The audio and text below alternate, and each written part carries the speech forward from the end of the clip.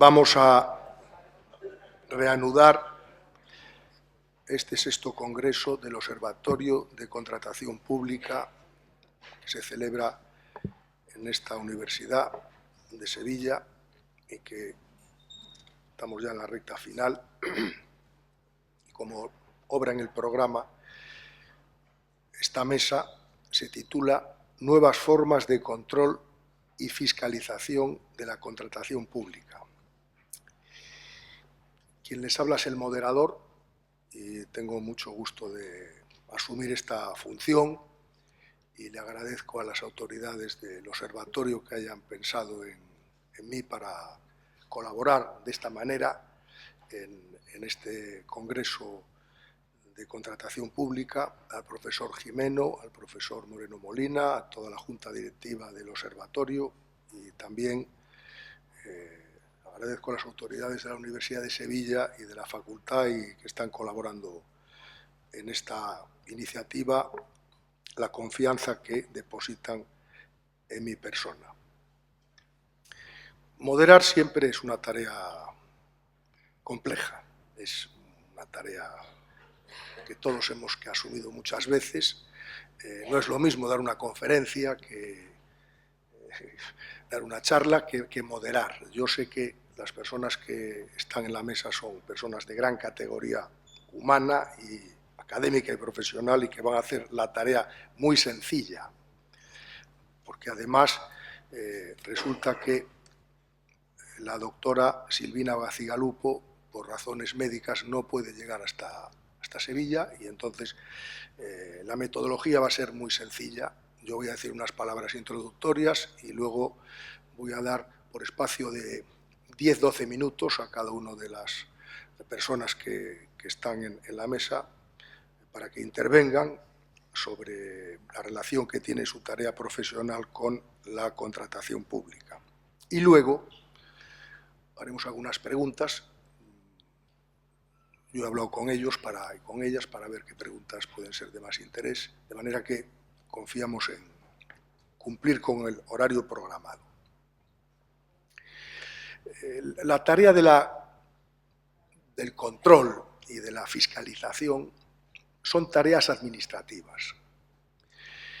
Y para comprender el alcance y el sentido que tienen, no hay más remedio, como primera providencia, que situarse en el marco constitucional.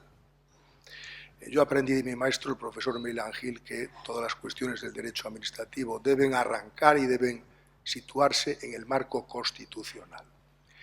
Y ustedes saben perfectamente, por la academia o por el trabajo profesional en la contratación, que estas funciones tienen que estar impregnadas y presididas por los criterios y parámetros que la Constitución establece para el quehacer de la administración pública y que no son otros que el servicio, que la objetividad y que el interés general.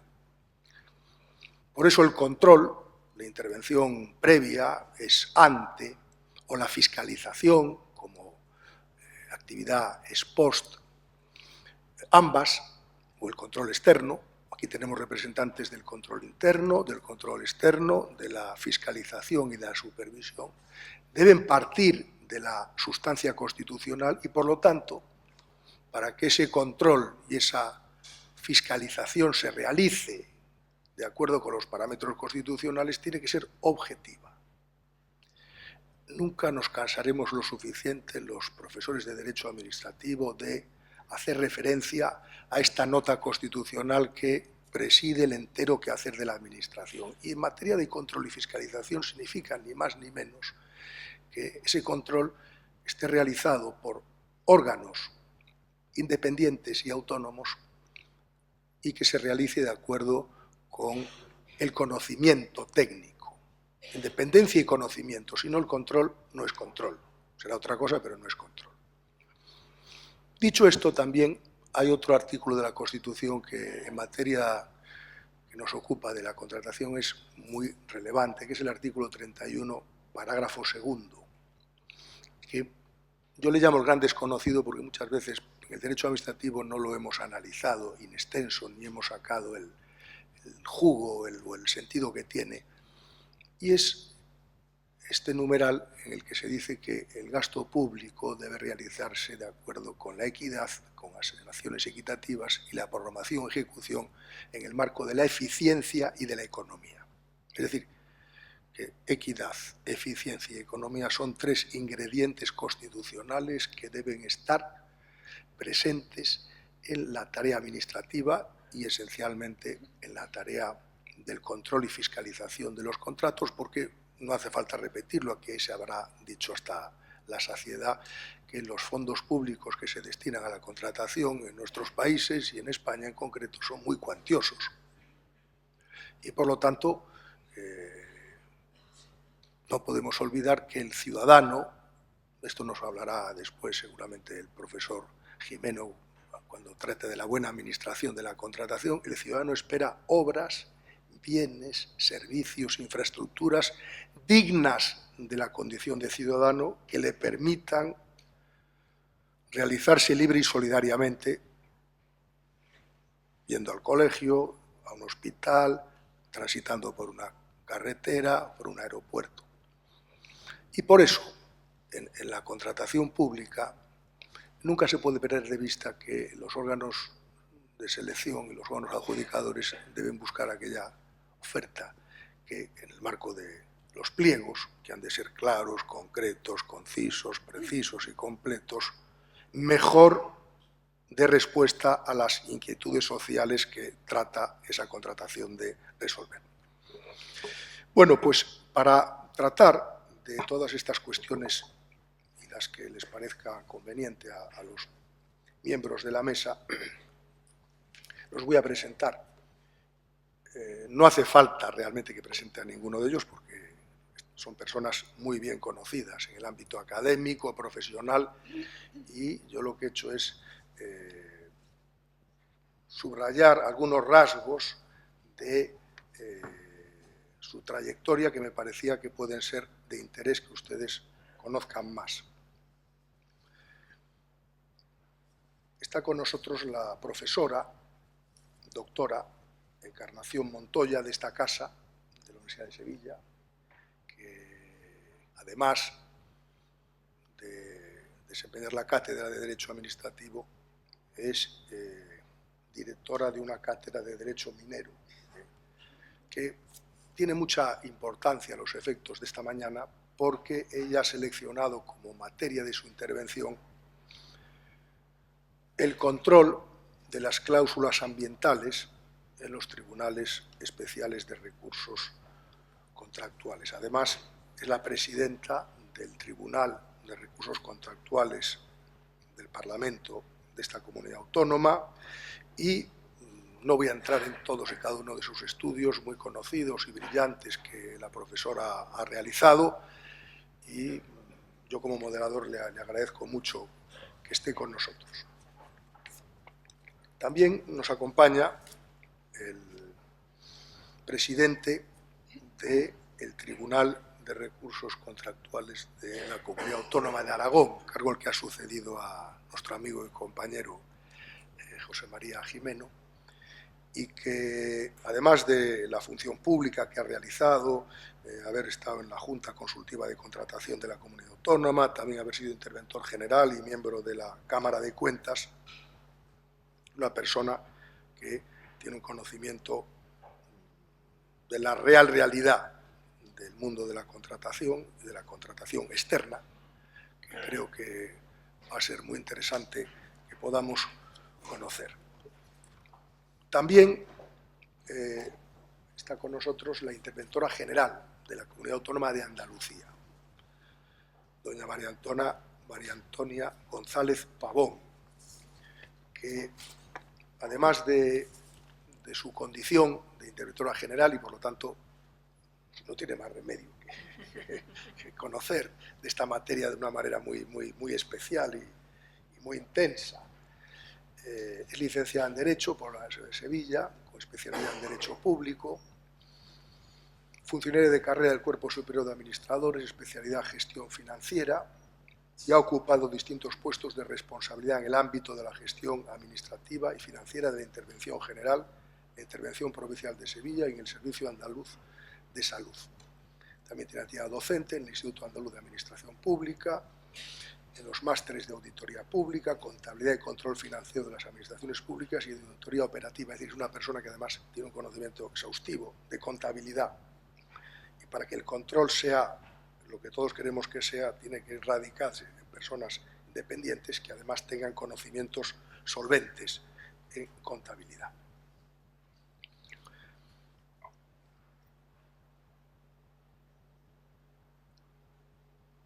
Está con nosotros también doña Olga Escribano, que es vocal de la Oficina Independiente de Regulación y Supervisión de la Contratación y directora de la División de Promoción de la Integridad en la Contratación Pública y Coordinación Institucional desde diciembre del año 2021. Una tarea también bien relevante y bien trascendente en esta materia. Es licenciada en Derecho y diplomada en Estudios Empresariales por ICADE, tiene un máster en Asesoría Jurídica de la Empresa por el Instituto de Empresa, es del Cuerpo Superior de Administradores Civiles del Estado desde el año 2006, ha sido secretaria general de la Abogacía General del Estado en la Dirección del Servicio Jurídico, ha sido subdirectora adjunta de la Secretaría de la Comisión Nacional de la Competencia, también ha estado en el sector privado varios años, como abogada en PricewaterhouseCoopers y tiene también un bagaje de participación internacional muy relevante. Bueno, pues estas son las personas que van a protagonizar esta mesa redonda y, si les parece bien, por el orden que figura en el programa, vamos a dar la palabra primero a la profesora Encarnación Montoya, luego a don Alfonso Peña, María Antonia González Pavón y María Luisa Araujo. Encarnación, cuando quieras. Muchas gracias. Buenos días a todos. Yo, en primer lugar, quiero pues, felicitar y agradecer al observatorio, al profesor Chema Jimeno, a mis compañeros, Roberto, Enrique, que han hecho posible pues, este evento aquí en Sevilla. Y también muchísimas gracias a mi moderador por sus palabras, y es una suerte estar con compañeros tan cualificados. Mirar, realmente el signo para mí de que un congreso ha calado en una ciudad es la información que te dan los taxistas. Entonces yo he tenido la fortuna de estar en los dos congresos, el Congreso Minero y este Congreso de Contratos, y la verdad es que de los dos, por supuesto, tenían conocimiento los taxistas. Bueno, es una pequeña anécdota. Bien, yo mi contribución, que también pegaba mucho con la mesa de la sostenibilidad, son qué contribuciones puede tener la minería y el sector minero hacia la sostenibilidad. Sostenibilidad en general, ambiental y social, pero en particular centrándome en la sostenibilidad ambiental, es decir, las cláusulas ambientales de la contratación, qué papel juegan en el sector de la minería, en el sector minero. Realmente tenemos que partir de cuáles son los indicadores ambientales más relevantes que influyen en la minería o que son más representativos en la minería. Y a cualquiera de nosotros, eso nos viene a la cabeza, que el primero de ellos es, desde luego, los gases de efecto invernadero, también el uso del agua, importantísimo, y otros criterios que se están elaborando muy importantes como de circularidad, de biodiversidad, etc. Por lo que se refiere además a la contribución de la minería a la sostenibilidad, no es un tema secundario. No es un tema baladí que uno diga por extravagancia, pues me voy a dedicar a la minería a ver qué saco de aquí. No, todo lo contrario. Resulta que, Europa, y sabéis que ahora mismo ahora llevamos años, una situación de problemas de suministro y de abastecimiento de materias primas fundamentales, por los riesgos geopolíticos de países terceros de los que tenemos dependencia grandísima sobre estos materiales y que están en la cadena de valor de cualquier proceso industrial del que depende nuestro modo de vida europeo. De tal manera que no es algo secundario, no es algo anecdótico, sino que es algo crucial. Hasta tal punto de que la Unión Europea, aunque ha tardado muchísimo, pues el 11 de abril de este año, del 2024, ha promulgado un reglamento, precisamente la llamada Ley de Materias Primas Fundamentales o Materias Primas Críticas, que tiene precisamente como finalidad pues, asegurar un suministro sostenible y seguro de estas materias primas fundamentales. Pero volvamos a los indicadores. Fijaros que el primero de ellos he hablado de los gases de efecto invernadero, es decir, de la huella de carbono. La huella de carbono, que es uno de los indicadores que yo creo que está más juridificado y además más empleado en la contratación pública, es decir, dentro de los objetivos de la contratación ecológica o de la contratación estratégica. ¿Qué quiero yo comentar sobre, muy rápidamente, no sé si en el debate habrá lugar, no sé lo que se habló ayer, que me hubiera encantado haber escuchado a mis compañeros, el profesor Pernas y la profesora Irene Ruiz Olmo y el resto de los compañeros de la mesa, pero tenemos una regulación estatal, el Real Decreto del 2013, y tenemos una regulación autonómica. Muchas comunidades autónomas han regulado también la huella de carbono. ¿Qué quiero yo decir con respecto al control por los órganos de contratación cuando se utilizan en los contratos como criterios de adjudicación?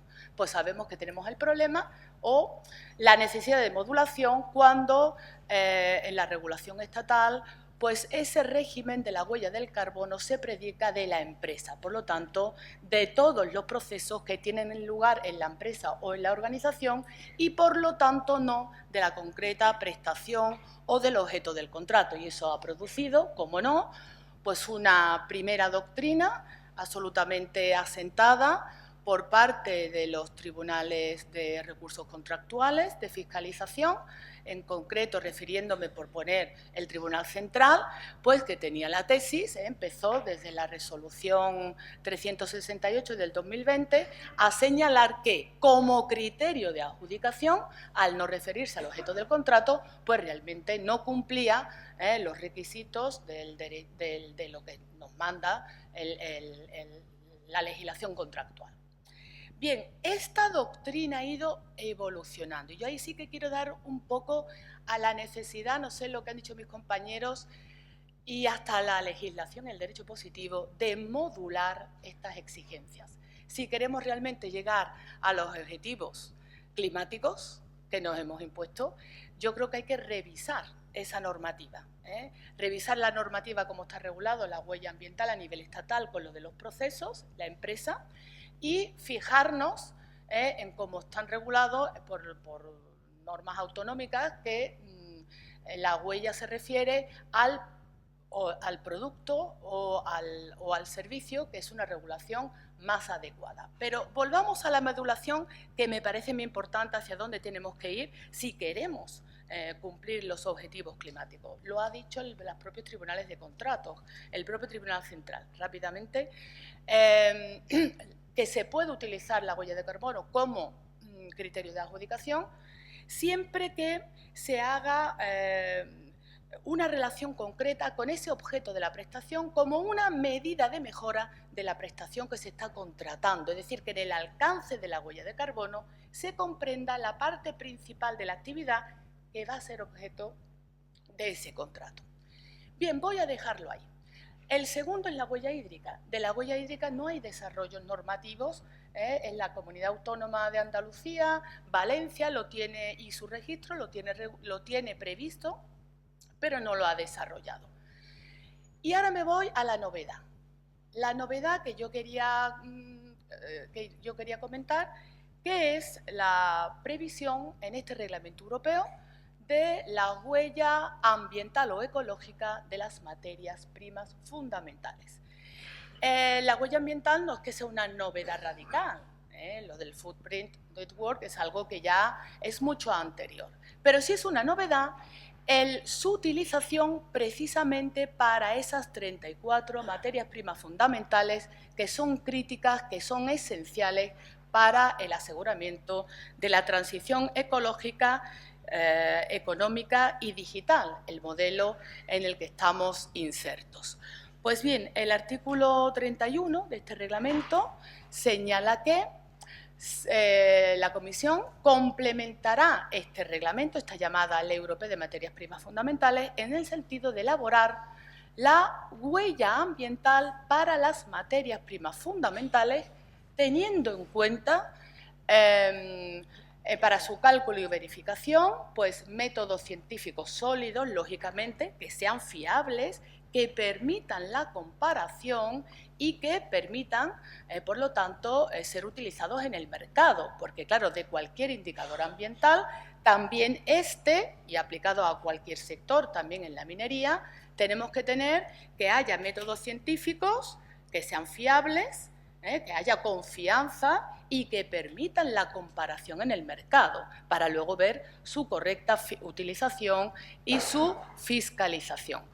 Pues además hay fechas concretas. Bueno, diréis, con las prisas que tenemos en poner en marcha, porque realmente el riesgo de suministro es muy elevado, es elevadísimo, y las coyunturas son cada vez peores. Desgraciadamente no fue solo el COVID, la guerra de Ucrania, sino que se suma la situación de Oriente Próximo.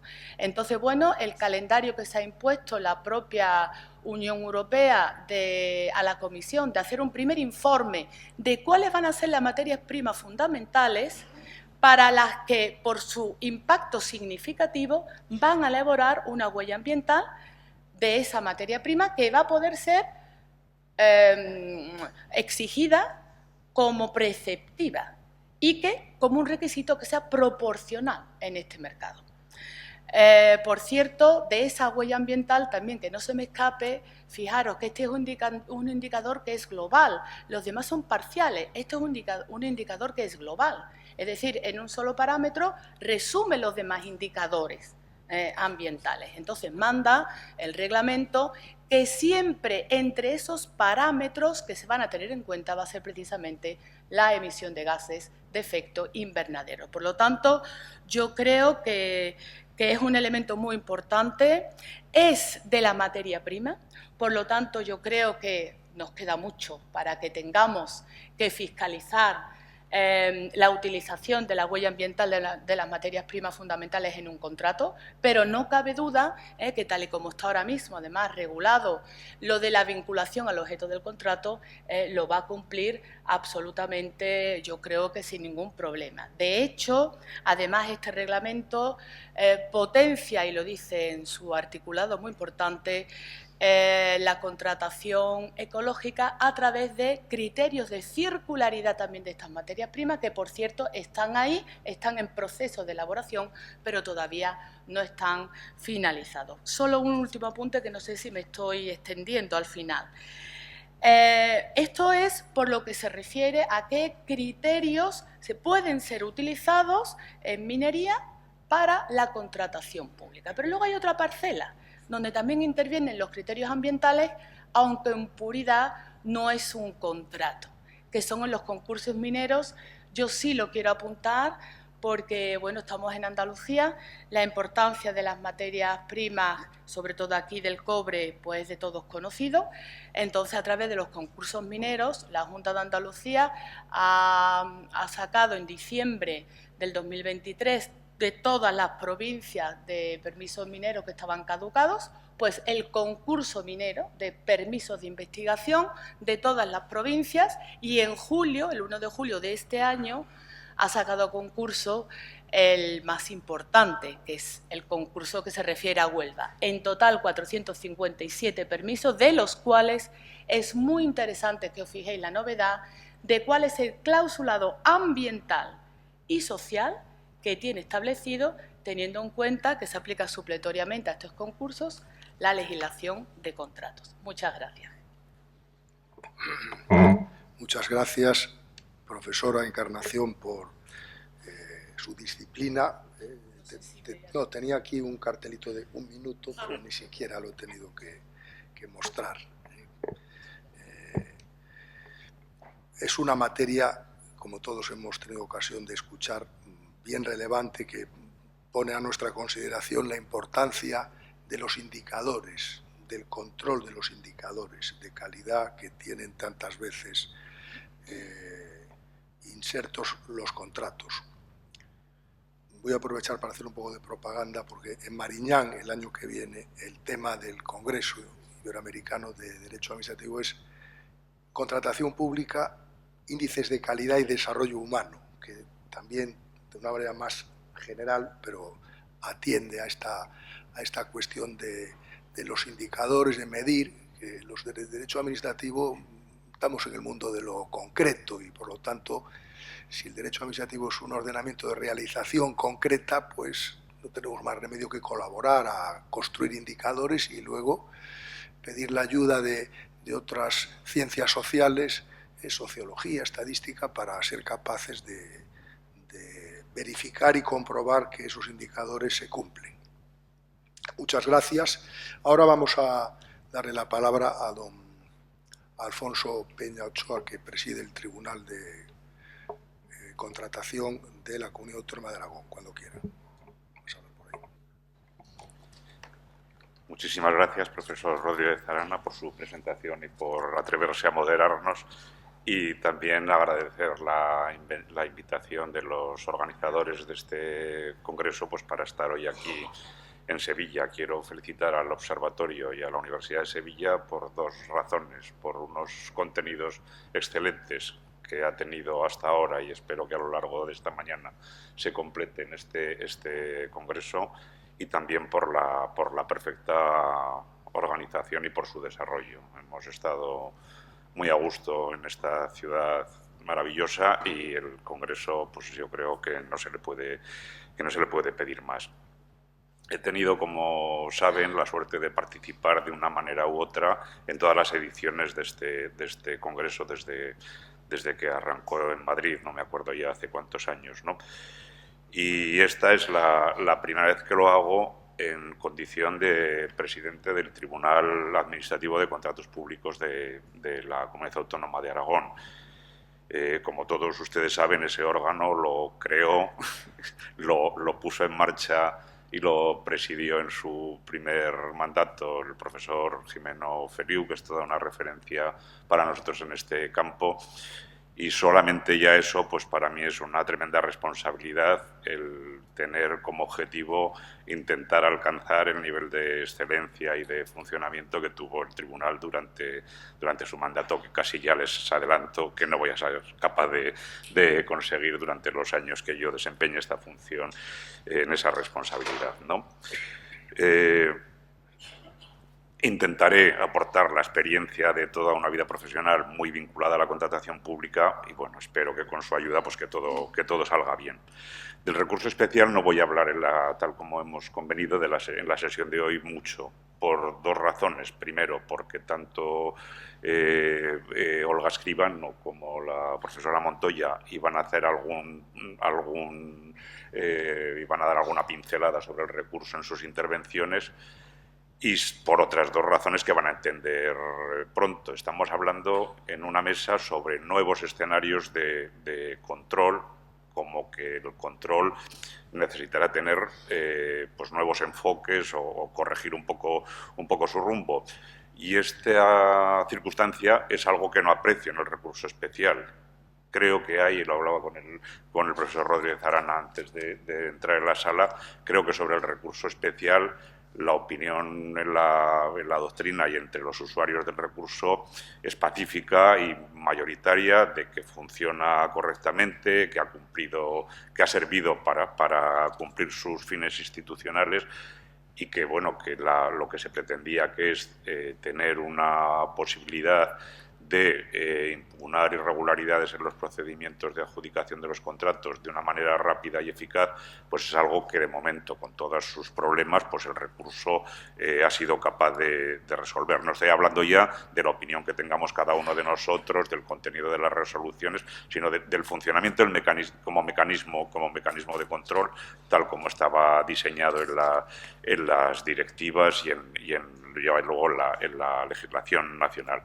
Y luego también por una razón personal, porque llevo yo apenas 5 meses en el tribunal, y me parece un poco osado en un foro de alta especialización como es este venir hoy a plantear propuestas de reforma en la regulación del recurso especial.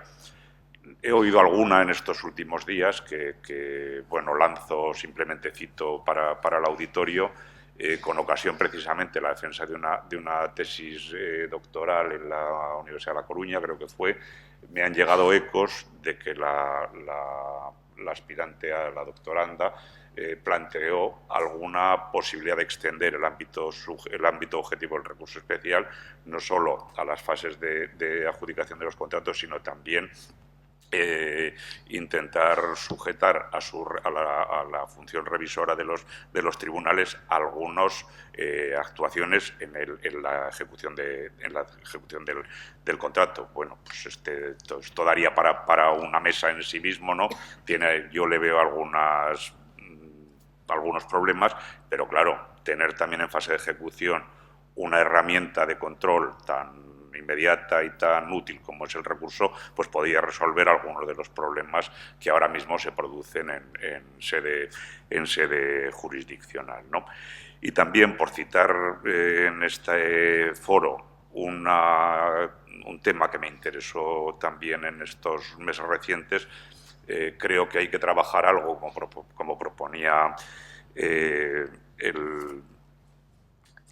como proponía en el observatorio el profesor Tornos hace unos meses, en cómo conseguir que las resoluciones de los órganos de control de recursos contractuales se cumplan en sus propios términos, ¿no? Porque se han detectado algunos problemas de cumplimiento de este tipo de resoluciones, que yo creo lo plantearemos en la próxima reunión de coordinación que tendremos en Galicia, precisamente, que convendría tener información de todos los tribunales sobre cuál es el nivel de incumplimiento de los acuerdos que producen este tipo de organismos, ¿no? Bueno, yo con estas dos pinceladas, si les parece, pues voy a salirme del ámbito del recurso especial y voy a volver a mis anteriores funciones un poco para dar la visión, luego la continuará la interventora general de la Junta de Andalucía, de cómo está la fiscalización económico-financiera de la contratación pública, en la que, por no ser masoquista, no voy a entrar en confirmar y detallar los problemas que en las muchas mesas que hemos tenido en este Congreso y en las reuniones paralelas que hemos celebrado se han puesto en manifiesto. O sea, es evidente y es mejor no ocultarlo, que el control plantea ahora, el entorno de control en la gestión de la contratación pública está planteando problemas en este momento por su carácter excesivamente formalista, excesivamente conservador en cuanto a nuevas soluciones en el ámbito de la contratación. Ya les digo, creo que no es necesario hacer el catálogo de quejas que tienen los usuarios de los problemas de la fiscalización en relación con la contratación pública. Y creo que lo útil de la mesa sería ver si tenemos alguna propuesta, algún escenario pues para salir de este atolladero para mejorar esta cuestión. Yo adelanto en principio una convicción que hace tiempo que la expreso y que me parece que es importante poner encima de la mesa. Los problemas de control que tenemos ahora mismo en relación con la contratación no se van a resolver con más controles. No se nos ocurra resolver un problema haciendo más grande el problema. Creo que en el sector público español no es precisamente controles lo que faltan. Hay muchos y variados controles sobre la contratación pública y creo que los responsables de órganos de control lo que tenemos que hacer es marcarnos como objetivo que los controles sean útiles y eficaces. En el ámbito del control económico-financiero hay una cosa que venimos diciendo desde los años 90, desde hace 40 años, que es que el control interno que ejercen las intervenciones generales con mucha dedicación y con mucho trabajo y el control externo que ejercen el Tribunal de Cuentas y los órganos de control externo de las comunidades autónomas necesariamente tienen que coordinarse, cosa que no ha ocurrido nunca. O sea, en España, también me lo han oído, no hay una estrategia nacional de control, algo que ya el primer director de la Oficina Nacional de Auditoría, cuando se constituyó en el año 1996, que recordar de memoria, se marcó como objetivo. Y estamos desde finales de los años 90 sin tener un marco nacional de control que asigne tareas a cada uno de los agentes que operan en ese marco. De tal manera que los resultados que se producen es que hay duplicación o superposición de controles. Muchas veces los controles que hace el Tribunal de Cuentas o que hacen los órganos autonómicos de control externo vuelven a repetir controles de verificación del cumplimiento de los requisitos de legalidad que ya había efectuado intensamente el órgano de control interno de la correspondiente administración fiscalizada. No sé qué valor añadido le aporta eso a la gestión, a la mejora de la gestión, que no debemos olvidarnos que es el objetivo final del control, que el control no es un fin en sí mismo, sino que es una herramienta instrumental que sirve para el propósito principal de que la gestión contractual mejore, no para cumplir objetivos de control que funcionan independientemente de la gestión. Entonces, ese tema me parece importantísimo, el de definir un marco de control en el que se asignen tareas y roles distintos a los operadores que intervienen en el sistema nacional de control. Y luego, me queda un minuto, me dice el profesor Rodríguez Arana, creo que tenemos que explorar otras formas de control de la contratación que no sea únicamente el control del cumplimiento de requisitos de legalidad. Hay problemas a los que luego me referiré, pero tenemos que avanzar hacia control de resultados de la contratación, control de los objetivos estratégicos de la contratación, que eso, como digo, plantea algunos desafíos y algunas dificultades. Muchas gracias. Muchas gracias, don Alfonso Peña.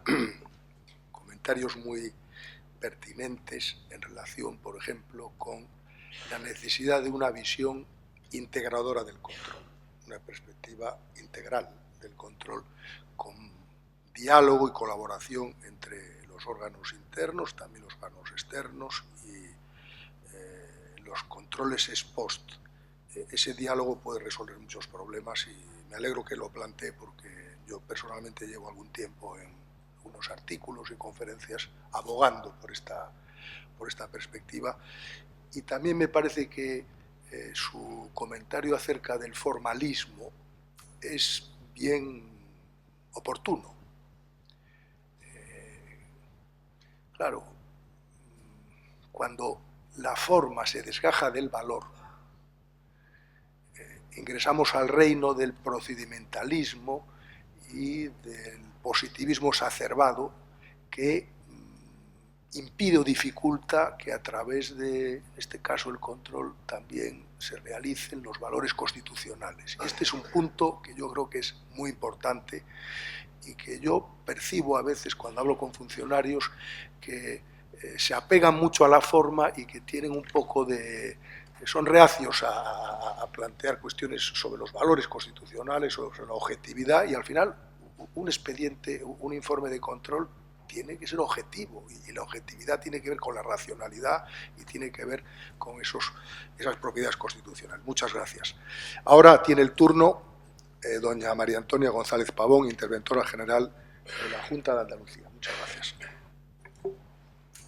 Bueno, buenos días a todos, bienvenidos.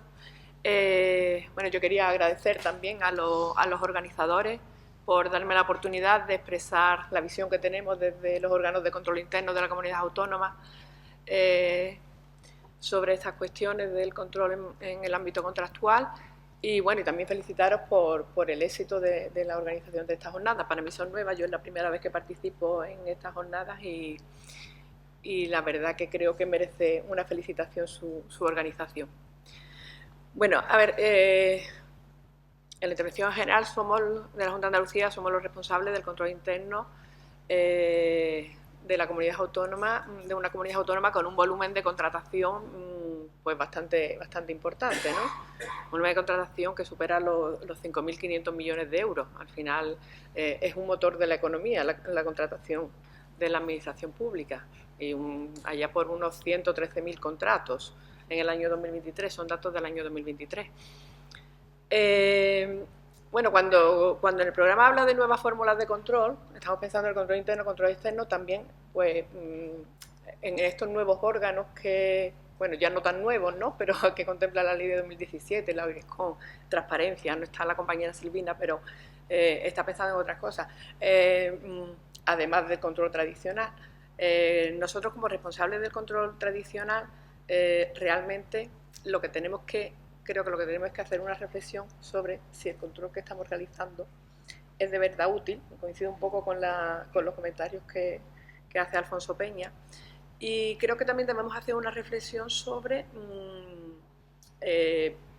verás, el control tradicional, el que se ha ejercido tradicionalmente en sus dos ámbitos de control previo y control financiero, pero creo que tenemos que hacer una reflexión para también avanzar y ver el control desde otra perspectiva. Entonces creo que mi intervención la voy a basar en hacer un poco una reflexión de dónde estamos y hacia dónde debemos ir.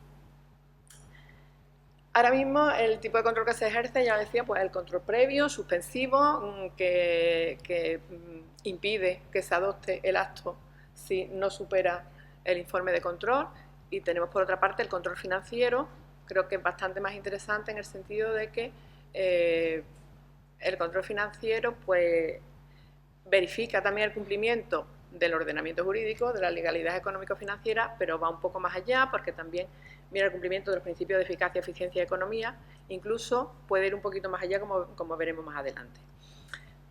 ¿Cómo tenemos nosotros repartido, que creo que es bueno que lo sepamos, en la comunidad autónoma el ámbito de control financiero y control previo?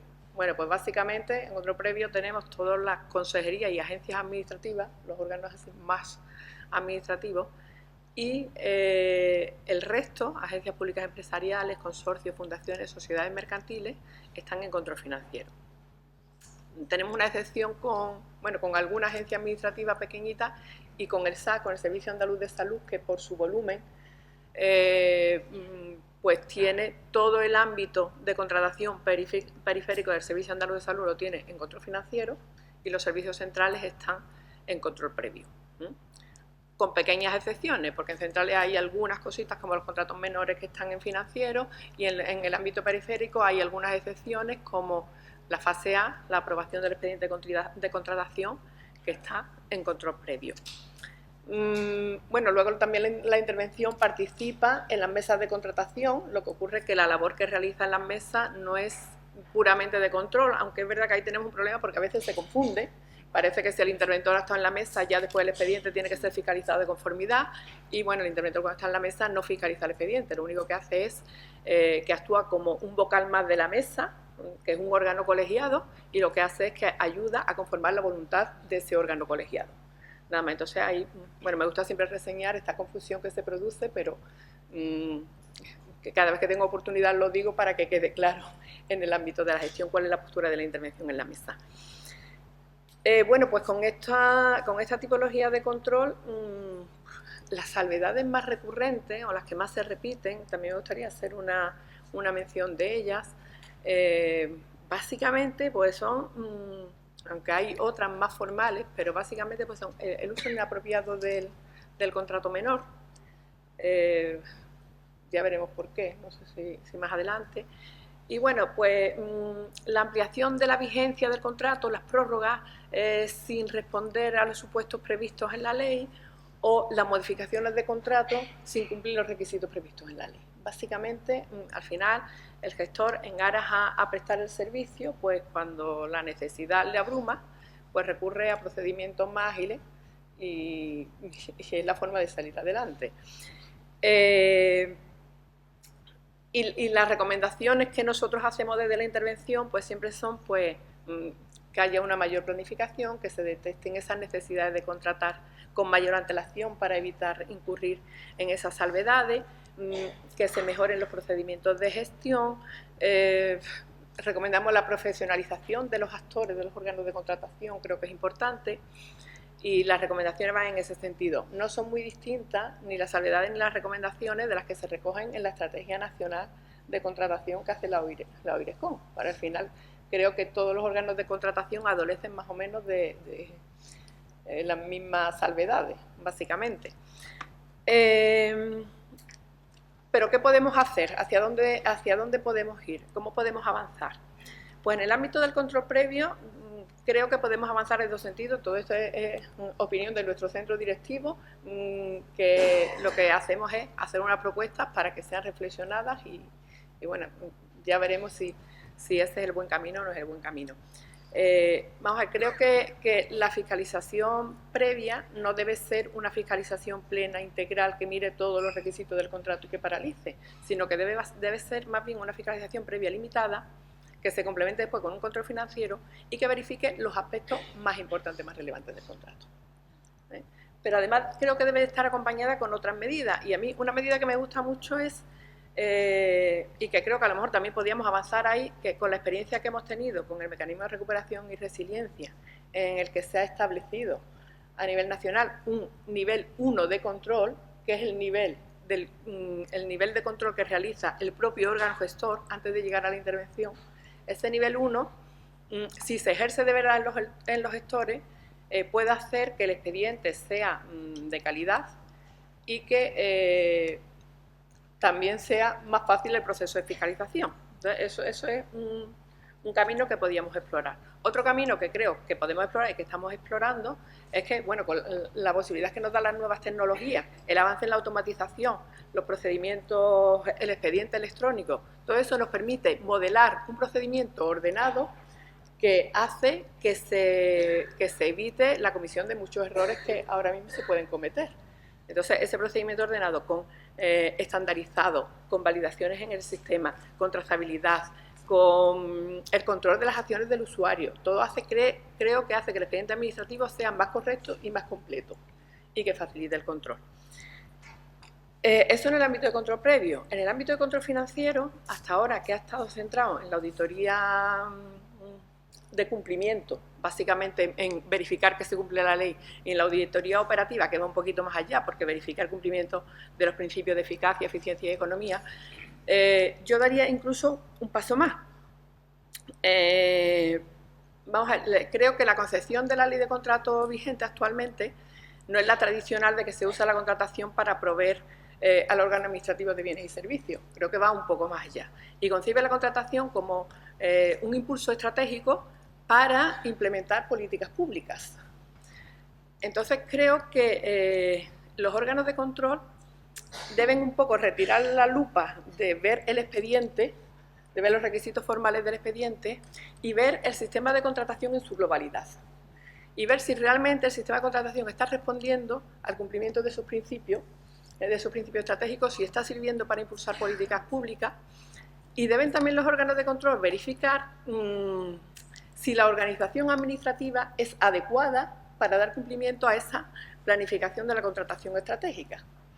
Quiero decir, pues si la organización administrativa cuenta con órganos de contratación profesionalizados, si no existe excesiva dispersión, porque la excesiva dispersión hace que los órganos de contratación al final sean menos profesionales o tengan menos conocimiento de la actividad de contratación global. Que se adopten medidas de racionalización de la contratación, que son las que están previstas en la ley de contrato, de la contratación centralizada, los sistemas dinámicos. Pues todo esto creo que el órgano de control tiene. Creo que debemos avanzar a mirar que realmente se cumplen con los objetivos últimos de esa planificación estratégica de la contratación, no simplemente mirar los expedientes contractuales como tal. Y en función de, al hilo de lo que os decía también, de los procesos automatizados y del expediente electrónico y todo eso, también desde el control financiero se puede verificar que la calidad del dato es correcta. Y creo que eso también es una responsabilidad de los órganos de control. ¿Por qué? Porque la intervención, aparte de realizar el control interno, creo que también es su utilidad también deriva de que la información que proporciona a los órganos de supervisión que contempla la ley de contratos, como son la OIRESCON o como es Transparencia, nuestra disciplina, como son los consejos de transparencia y tal, ese control que realiza, que es independiente, que realiza la OIRESCON, pero es verdad que sirve de base para que estos órganos puedan realizar su tarea correctamente. Entonces creo que es importante que la información que le llegue a estos órganos sea información de calidad y que esté previamente verificada por los órganos de control. Para eso, bueno, lo contempla la ley de contratos, las intervenciones remiten anualmente pues, un informe anual, con un resumen anual de resultados de sus operaciones de control. Entonces, debemos de velar porque esa información, como digo, sea de calidad y que permita a los demás órganos también realizar su función correctamente. Y ya para terminar, creo que un minuto. Bueno, ya para terminar me gustaría, al hilo de que hemos dicho que también las intervenciones tienen que velar porque porque los instrumentos de racionalización de la contratación se usen de manera adecuada. Quiero aprovechar pues, un proceso de simplificación que hemos llevado a cabo en la comunidad autónoma. Hemos modificado la normativa económico-financiera, la Ley de Hacienda Pública de la Junta de Andalucía, para unificar los procedimientos de ejecución del gasto público y los expedientes administrativos. Lo que hemos hecho es identificar las competencias y las tareas de lo que es la gestión del expediente administrativo y la gestión del gasto público. Y esto favorece la contratación centralizada, porque elimina obstáculos que existían con anterioridad, que había que ir salvando mediante modificaciones normativas puntuales, porque, claro, la contratación centralizada, ¿qué problema tenía? Que el órgano de contratación está pues, en servicios centrales de una consejería, pero los órganos de ejecución del gasto estaban distribuidos a lo largo de, bueno, en todas las consejerías, incluso en las delegaciones territoriales o incluso en centros. Entonces, la identificación de estas competencias hace que llevar a cabo estas fórmulas de racionalización administrativa sean más fácil, digamos que nos encontremos con menos obstáculos. Entonces no quería pasar la oportunidad de contarlo aquí en este foro. Y por mi parte nada más.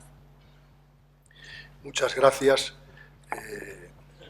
Es verdad que si ahora concebimos la contratación desde otra perspectiva como un instrumento de política pública a través del cual se realizan los valores del Estado social y democrático de derecho, parece razonable y coherente que también el control se ajuste y se adecue a esta nueva naturaleza que tiene la contratación pública. Como ha dicho la interventora también, y esto se pone de manifiesto en las estadísticas que tenemos sobre los casos de corrupción, que el punto neurálgico y estratégico y sensible es la ejecución del contrato y sobre todo el ejercicio de la potestas variandi y las prórrogas. Ahí es donde tenemos que extremar los controles y analizar esas posibilidades, yo creo que también exigiendo motivaciones con una alta dosis de argumentación y de objetividad. Muchas veces una motivación insuficiente, inadecuada o frívola, vamos a decirlo así, es lo que está en la base de todos estos problemas. Bueno, la OIRESCON ha sido citada, mencionada en bastantes oportunidades, la tenemos aquí presente y damos la palabra a doña Olga Escribano.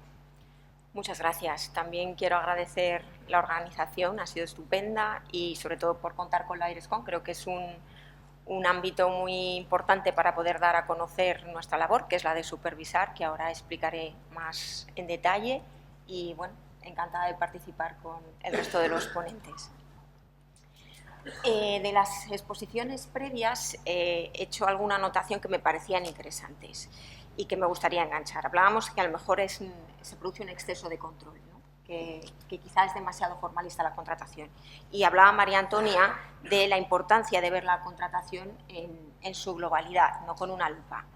En este sentido, sí que me parece importante manifestar que la OIRESCON no es propiamente un órgano de control, sino que lo que tiene encomendado es la supervisión. Es importante este matiz porque nosotros no analizamos o controlamos un contrato en concreto, sino que realizamos una labor de supervisión global sobre el global de la contratación pública que se produce en España. Cuando acudimos al significado de la palabra control que da el Diccionario de la Lengua Española, utiliza acepciones tales como comprobación, inspección, fiscalización, intervención. Supone una acción que se centra en un acto concreto, en un contrato y durante un momento concreto de su ámbito temporal. Todavía está vivo el contrato. Si acudimos al significado de supervisar, indica ejercer la inspección superior en trabajos realizados por otros, y eso es lo que nosotros realizamos. Nosotros realizamos una supervisión con una mirada global. Nos centramos en los aspectos más relevantes de la actuación realizada por otros actores que intervienen en la contratación pública, la intervención, los órganos de control interno, los órganos de control externo, y con todo eso sacamos conclusiones que resultan importantes precisamente para esa mirada global que hacía referencia María Antonia, para poder sacar conclusiones y mejorar todo el proceso de contratación una vez que lo hemos revisado en su conjunto. No actuamos sobre un contrato concreto y lo hacemos cuando el ciclo vital del conjunto de la contratación ha terminado, es decir, ya han intervenido hasta los órganos de control interno y externo. Por tanto, controlar y supervisar son dos cosas completamente distintas y que creo que es importante, y este foro es muy adecuado para poder determinar qué es lo que hace la OIRESCON, que a veces se desconoce.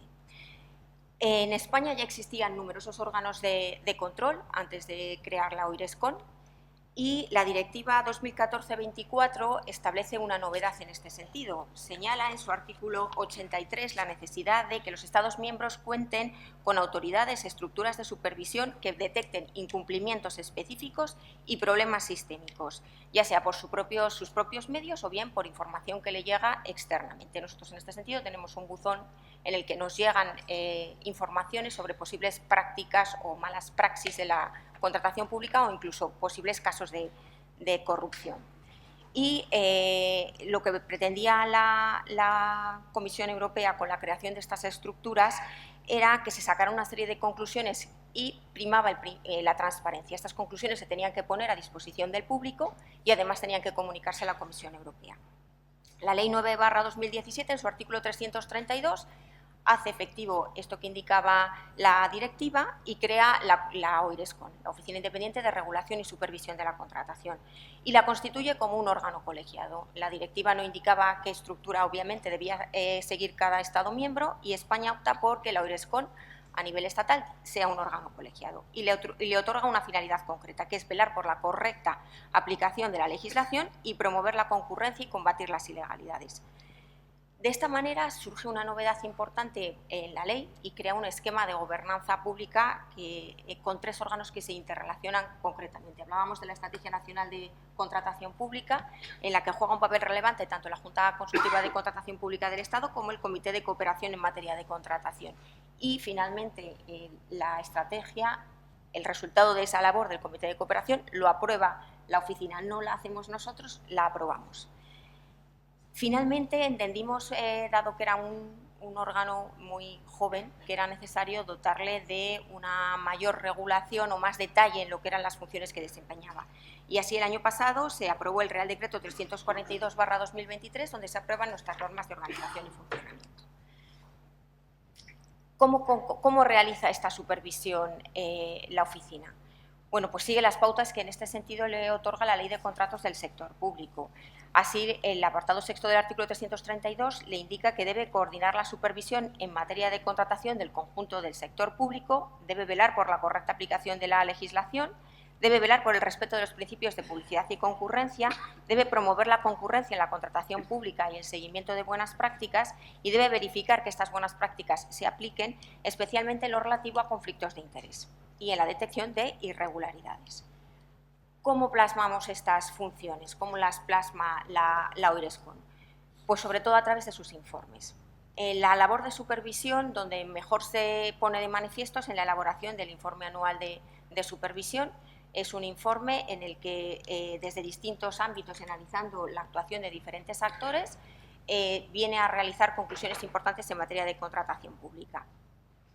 Y también en informes especiales. Hemos elaborado 2 informes especiales en los que se analiza la publicidad de los contratos tramitados por la vía de emergencia, 3 informes relativos a contratación estratégica y el año pasado se emitió un informe relativo a la contratación de los contratos de concesión tras la puesta en marcha de la Oficina Nacional de Evaluación, que, como sabrán, forma parte de la OIRESCON.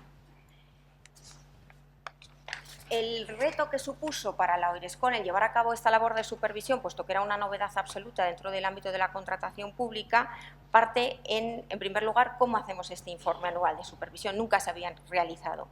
Las pistas o los matices venían determinados en el apartado 8º del artículo 332, que exigía que recogiera una relación de los principales incumplimientos detectados por los órganos supervisores, la información sobre las fuentes más frecuentes de aplicación incorrecta de la legislación o de inseguridad jurídica e información sobre prevención, detección y notificación adecuada de casos de fraude, corrupción, conflicto de intereses y otras irregularidades graves en la contratación, incluyendo las posibles prácticas colusorias que se detectaran. Con todo esto, se fue diseñando un informe que en los últimos 3 años es cuando más se ha centrado el esquema que sigue el informe anual de supervisión de la OIRESCON.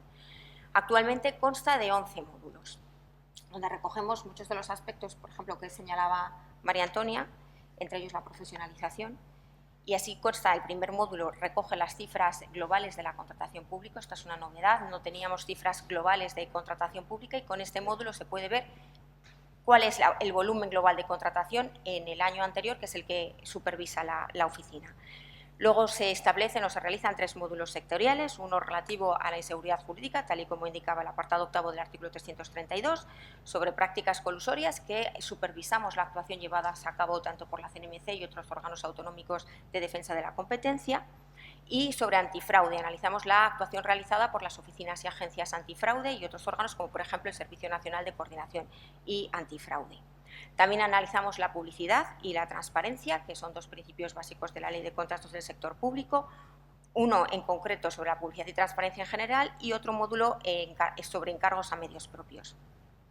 3 dedicados al procedimiento contractual, tanto la fase preparatoria como la fase de ejecución como la fase de ejecución, uno relativo a los órganos de control, en el que analizamos, entre otras cosas, el Tribunal de Recursos Contractuales, luego me detendré un poquito más, y el último analiza la profesionalización, tan importante como señalaba María Antonia. Los actores de la contratación pública deben ser profesionales, precisamente para que la calidad de la información sea correcta, para que el control se realice de una manera dinámica. Y la profesionalización la analizamos tanto desde el punto de vista de la formación, que es quizá lo que está más desarrollado, pero también desde el punto de vista de la carrera administrativa, para que los órganos gestores de los contratos estén profesionalizados por la responsabilidad y la gran cantidad de presión que soportan con plazos, numerosa información, afinando muy bien los pliegos, el objeto del pliego. Es muy importante que, desde nuestro punto de vista, los puestos que se ocupen estén cualificados y haya una verdadera carrera administrativa que incentive que estos puestos se soliciten. La directiva también indicaba que toda la labor de supervisión debía ser puesta en conocimiento para el público y también debía remitirse a la Comisión. ¿Cómo se remite nuestro informe? A través de la Junta Consultiva, en ese esquema de gobernanza que citaba anteriormente.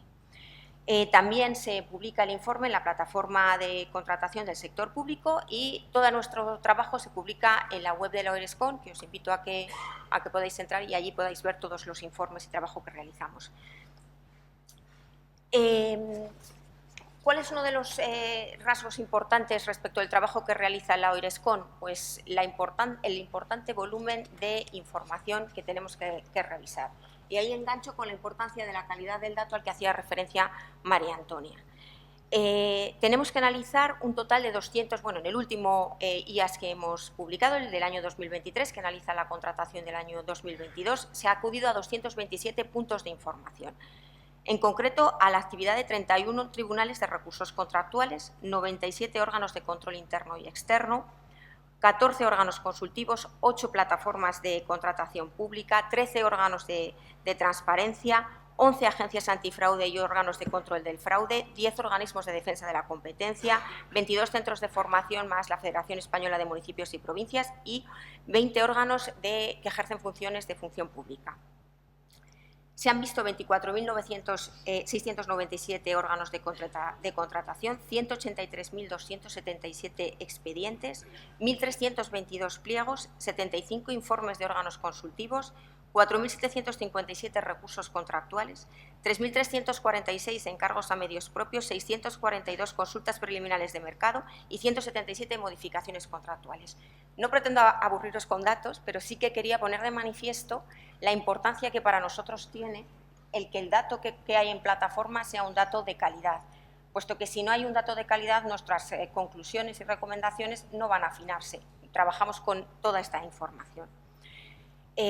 Precisamente por el volumen de información hemos apostado porque poco a poco la estructura de la oficina vaya especializándose en el análisis del dato y de la información, y también en ir dotándonos de herramientas adecuadas para poder llevar a cabo un análisis de esta información. Hemos optado por herramientas de Business Intelligence y estamos también optando por herramientas de inteligencia artificial para poder llevar a cabo un análisis de esta información de manera eficiente. Muy bien.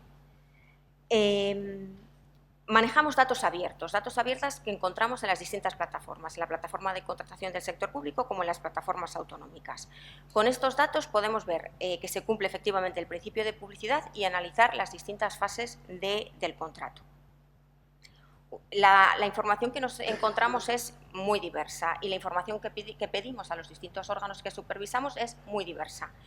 La metodología que hemos empleado para poder llevar a cabo un análisis adecuado de esta información ha sido acudir a formularios que elaboramos nosotros y que enviamos a los tribunales de recursos contractuales, órganos de control interno y externo, órganos de defensa de la competencia y oficinas antifraude, al ROLECE, a los centros de formación.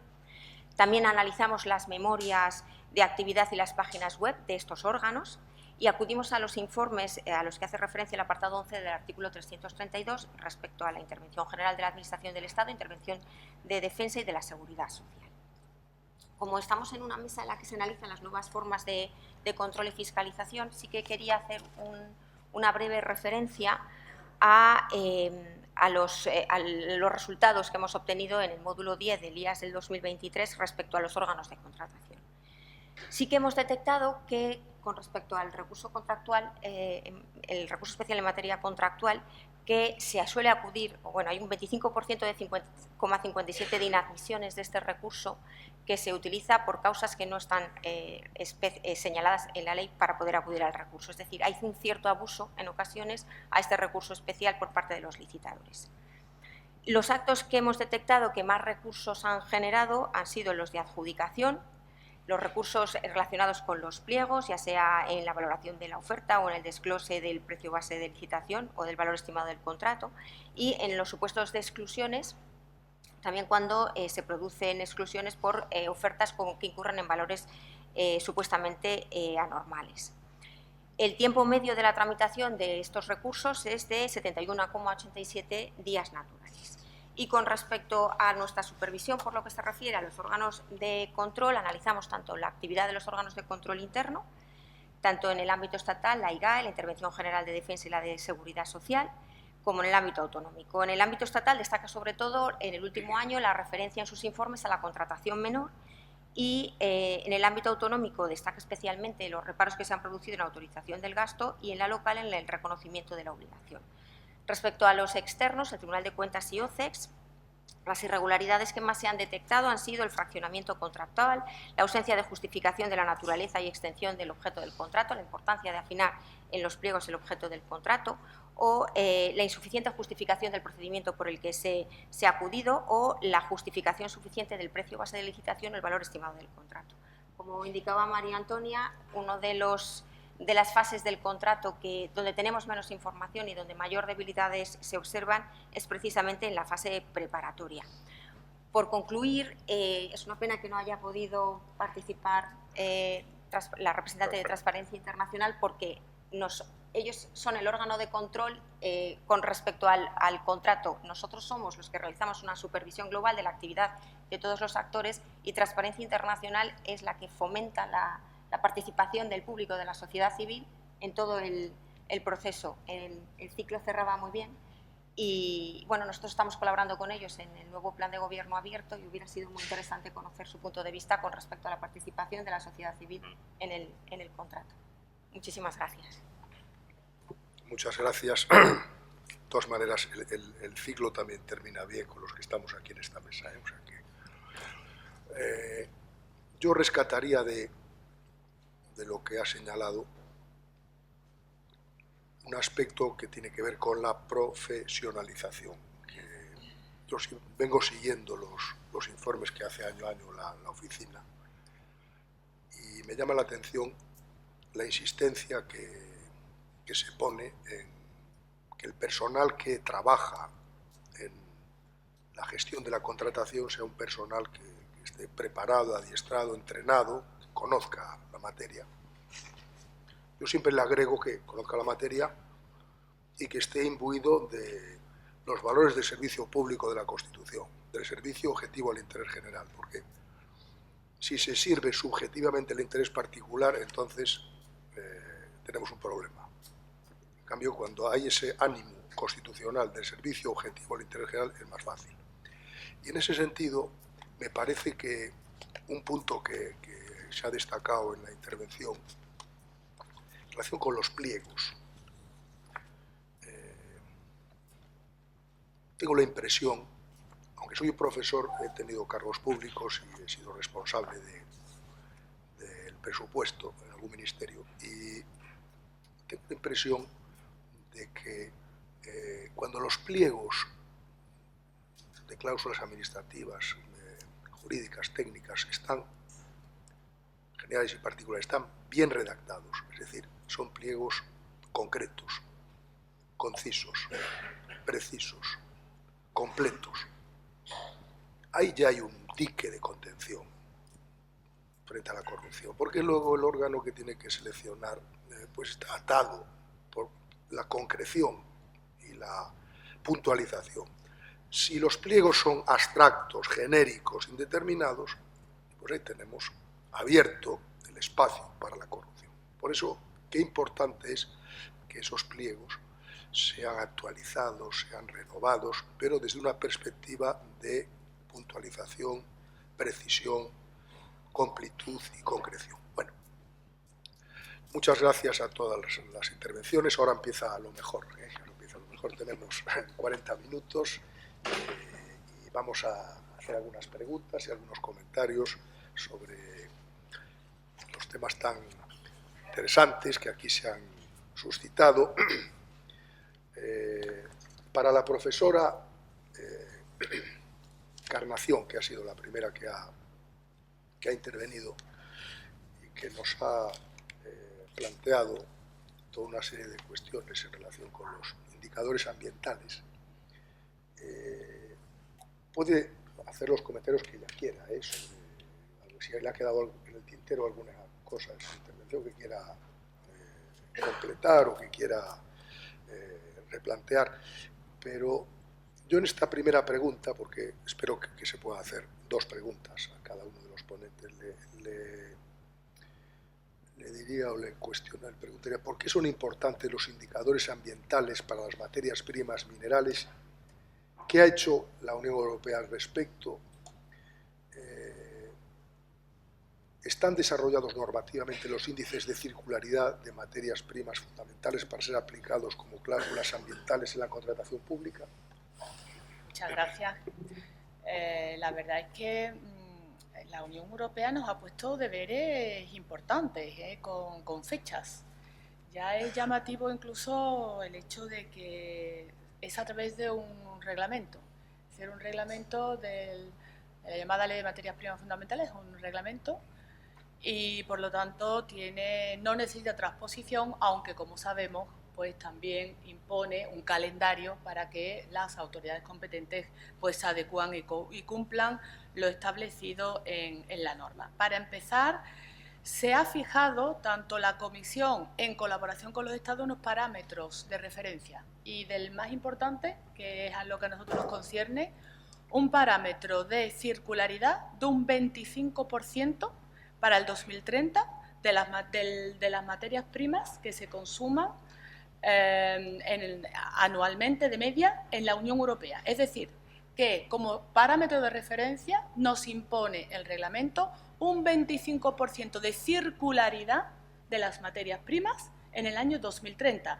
Luego, ¿eso qué quiere decir? Que aunque la circularidad como indicador está en todo lo que es, por supuesto, la ley de cambio climático, la ley de economía circular y toda esa normativa, ahora hay que ponerse las pilas, unas pilas muy concretas, sobre todo en el concepto de la materia prima secundaria, que es precisamente aquella que no es reciclar el residuo, es decir, es reciclar y convertirlo en un producto, es decir, la conversión, ese tránsito de la conversión de un residuo a una materia prima. Entonces yo creo que es un elemento muy importante cuando tenemos en cuenta que otro de los indicadores importantes es el tema del residuo. Entonces, que el residuo,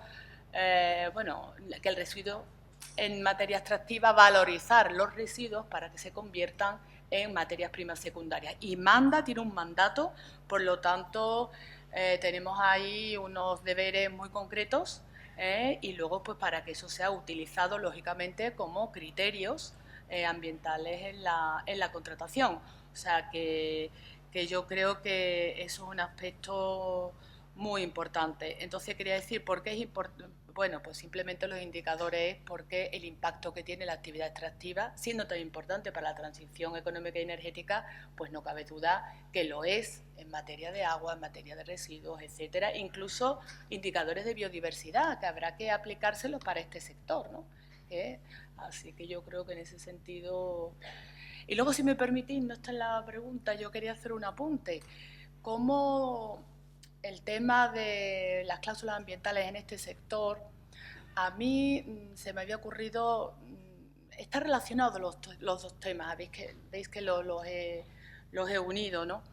Me preguntaban, ante esos deberes tan inminentes de cómo garantizamos ese abastecimiento más rápido, la dependencia, intentar disminuirla, pues sabéis pues todo lo que es el nivel de recurribilidad que tienen algunos permisos, ¿no? El permitting. Y que qué se hacía, ¿no? Para poder a lo mejor aligerar con garantías pues la resolución de los recursos a todos los niveles en esa materia. Y algo en lo que yo le estoy dando la vueltas es quizás algo parecido para este sector en materia de permisos, algo parecido al recurso contractual en materia de contratos, que podría ser ahí por ahí. Es una cuestión, y la idea me surgió a partir de la experiencia en materia contractual. Es un pequeño apunte que quería hacer. Muchas gracias. Muchas gracias. Para don Alfonso Peña Ochoa,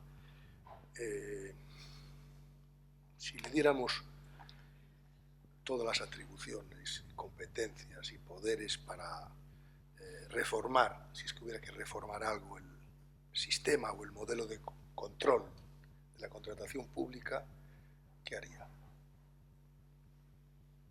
Bueno, una pregunta comprometida. Ayer decía el profesor Jimeno, no sé en relación con qué intervención dice, o no, lo decía Javier Colas, ¿no? Que había aprendido el profesor Jimeno que si el problema era la ley, se cambiaba la ley y ya está, ¿no?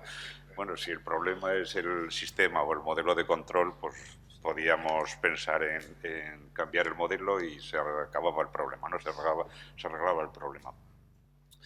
¿Qué es lo que ocurre? Que el control es vicarial, lo he dicho antes, o sea, el control camina de la mano de los procesos de gestión que realicen los actores de la gestión. Ese es su papel, verificar esa gestión desde distintos enfoques, ¿no?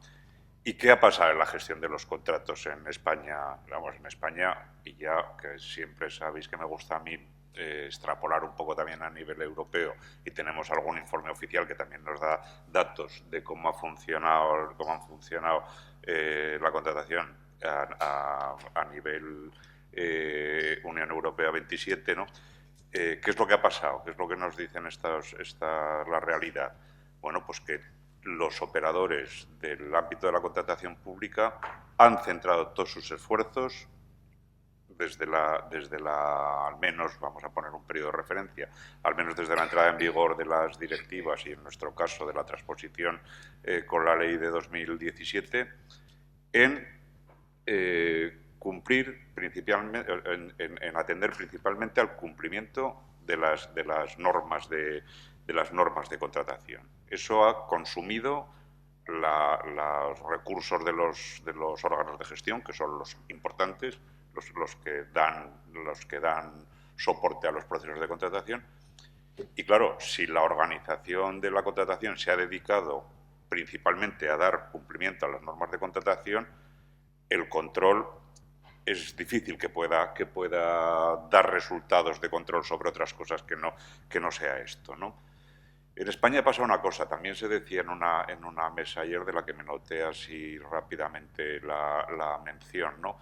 Uno de los intervinientes en una de las mesas de salud decía que, bueno, que ese tema, o sea, el nivel de compras, el volumen de compras que realiza la Administración española en salud es importantísimo y que eso requería una estrategia nacional de compra sanitaria a largo plazo.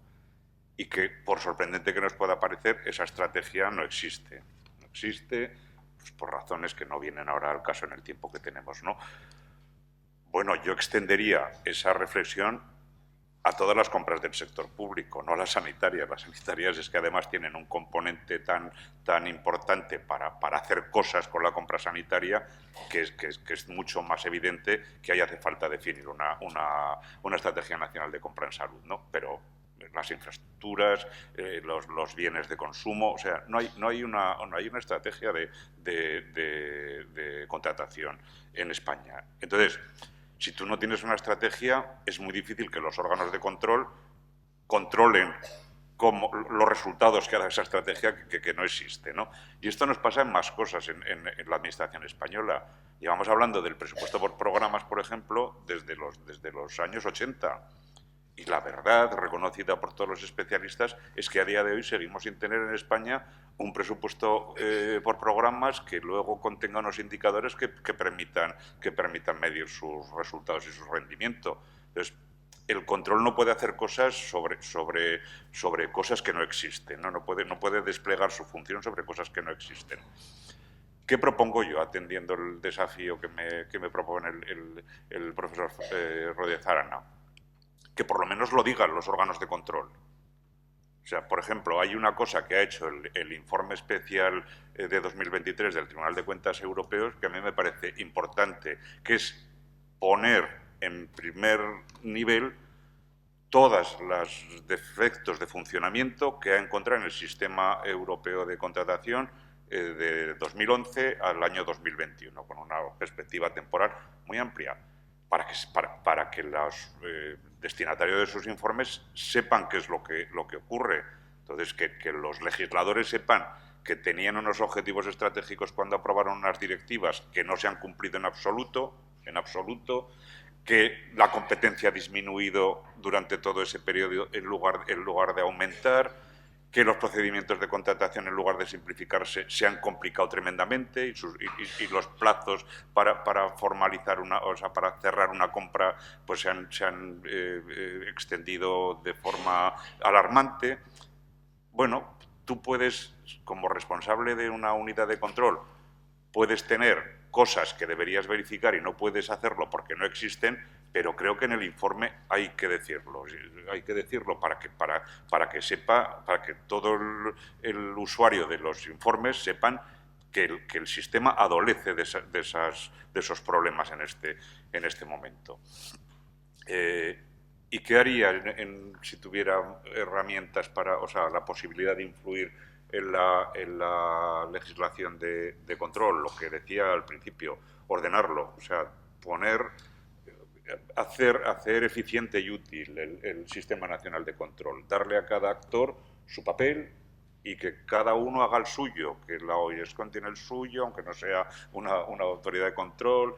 Las intervenciones, nunca me cansaré de decirlo porque lo fui muchos años, un papel relevante y difícil porque están ahí en el propio seno de la administración que controlan y eso plantea muchísimas dificultades que hace muy complicada su labor, pero que tengan una función y que esa la sepamos todos y la ejercen y que luego venga el Tribunal de Cuentas o los órganos de control externo y en lugar de volver a hacer ya lo que hizo la intervención, tengan un rol distinto que les permita complementar y aportar valor a los resultados de control, que es lo que creo que todos esperamos, ¿no? Tener los mejores resultados de control, vuelvo a decir que soy muy pesada en esto, para conseguir lo que es el objetivo del control, que las cosas funcionen, que las cosas mejoren, que se identifiquen los problemas para poder corregirlo, que si hay, por supuesto, si hay irregularidades, que se pongan de manifiesto para corregirlas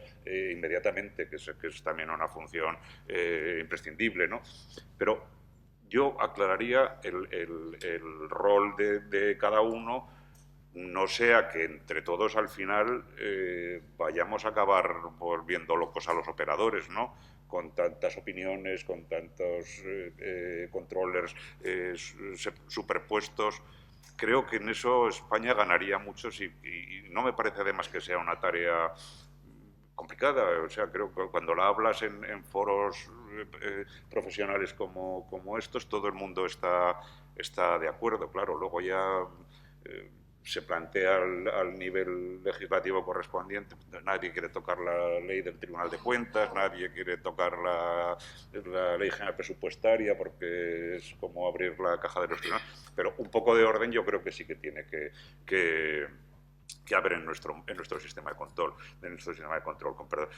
Cuando se hizo el informe, aquel famoso, no me acuerdo ahora cuál era su nombre coloquial, el de la legislatura en la que se intentó reestructurar los organismos públicos para evitar duplicidades, el informe que se hizo en el Ministerio de Presidencia, el CORA, no me venía ahora su nombre comercial, digamos. Bueno, pues por ejemplo, sobre el control, en ese informe se contenían unos datos económicos del coste de la planta de los servicios de control en España, y era bastante homologable a los de nuestro entorno europeo y de los países miembros de la OCDE. Quiero decir, España destina a control público unos recursos importantes. Creo que nuestra obligación es que todas esas unidades que intervienen en ese sistema de control hagamos lo posible por darle rendimiento a esos muchos recursos presupuestarios que nos cuesta nuestro sistema de control, para que los resultados sean los que tienen que ser, que es que sean claros, precisos, complementarios unos de otros, y que al final los procesos mejoren. Muchas gracias. Ahora vamos hacia doña María Antonia González Pavón y le vamos a preguntar acerca de uno de los males endémicos que tiene la contratación, que todos conocemos muy bien, y que es el contrato menor. Contrato menor que siempre provoca una sonrisa irónica entre quienes tienen que tratar la cuestión, que ha sido abordado académicamente y que es un tema ciertamente complicado, porque a veces, es una opinión personal, creo que no se extreman bien las condiciones de las motivaciones para acudir a esta fórmula contractual, ya no digamos el fraccionamiento de los contratos, que da lugar a muchos problemas y muy gordos. Pero yo le preguntaría cuál puede ser el motivo por el que se sigue abusando de esta forma de contratación y cómo se podría atajar y reconducir a lo que sería una ordinaria administración. Bueno, la contratación menor es algo que nos preocupa bastante a los órganos a los gestores y a los órganos de control. Ya hemos dado algunas pinceladas en la exposición inicial y hemos visto pues que es una de las incidencias más recurrentes en nuestros controles, y bueno, también comenté que se veía en el esquema, o sea, en la estrategia nacional de la OIRESCON. Y es cierto, bueno, el uso del contrato menor, si se hace un buen uso de él, pues no hay ningún problema. Claro, lo que ocurre es que se abusa. Y se abusa, ¿por qué? Pues las razones fundamentalmente yo creo que están en esa falta de planificación de planificación, esa falta de programación. Lo que es necesario, que yo creo que es hacia donde debemos caminar, y los órganos gestores tienen que tenerlo muy claro, que tiene que haber una planificación de la contratación a largo plazo, donde se establezca, se detecten pues esas necesidades de contratación, se detecten con la antelación suficiente para poder empezar un procedimiento de licitación oportuno.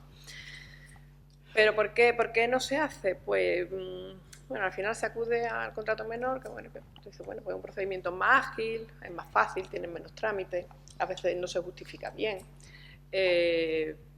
Pero yo creo que también se hace por un motivo que hemos puesto de manifiesto también antes y del que hemos hablado, y yo creo que es fundamental la profesionalización de los órganos de contratación. Y es fundamental la profesionalización porque la contratación, ya lo hemos visto, es cada vez más compleja, cada vez más complicada, cada vez requiere un conocimiento multidisciplinar, requiere mayores conocimientos. Entonces, por nuestra experiencia en nuestra administración, la Junta de Andalucía, vemos que hay órganos de contratación. Entonces, en la Consejería de Igualdad tenemos la residencia de tercera edad, por ejemplo, que son órganos de contratación muy pequeñitos, y al frente de estos órganos, de estos servicios administrativos, está el director de la residencia, normalmente es un administrativo, ni siquiera es un técnico. Entonces, evidentemente se le escapan muchas cuestiones de ese conocimiento global y multidisciplinar que hay que tener. Y luego son órganos que cuentan con pocos recursos. Hablo de capital humano para dedicarse a la gestión de esos expedientes contractuales. Entonces yo creo que debemos tender pues a concentrar, a centralizar esas labores de contratación en órganos más grandes, con mayor conocimiento, profesionales, y creo que es la única forma de terminar con este problema que está tan de moda, porque si leéis la prensa últimamente, yo creo que es la estrella en estos últimos días, especialmente en la Comunidad Autónoma de Andalucía, también en Galicia. Entonces, bueno, yo creo que todos tenemos que poner lo que esté en nuestra mano, y me gusta decirlo en este foro porque, bueno, debe estar por ahí el director general de contratación, aunque no lo veo ahora, pero me gusta poner el foco ahí, porque creo que todos tenemos que arrimar el hombro y para conseguir que se profesionalice la contratación en la administración.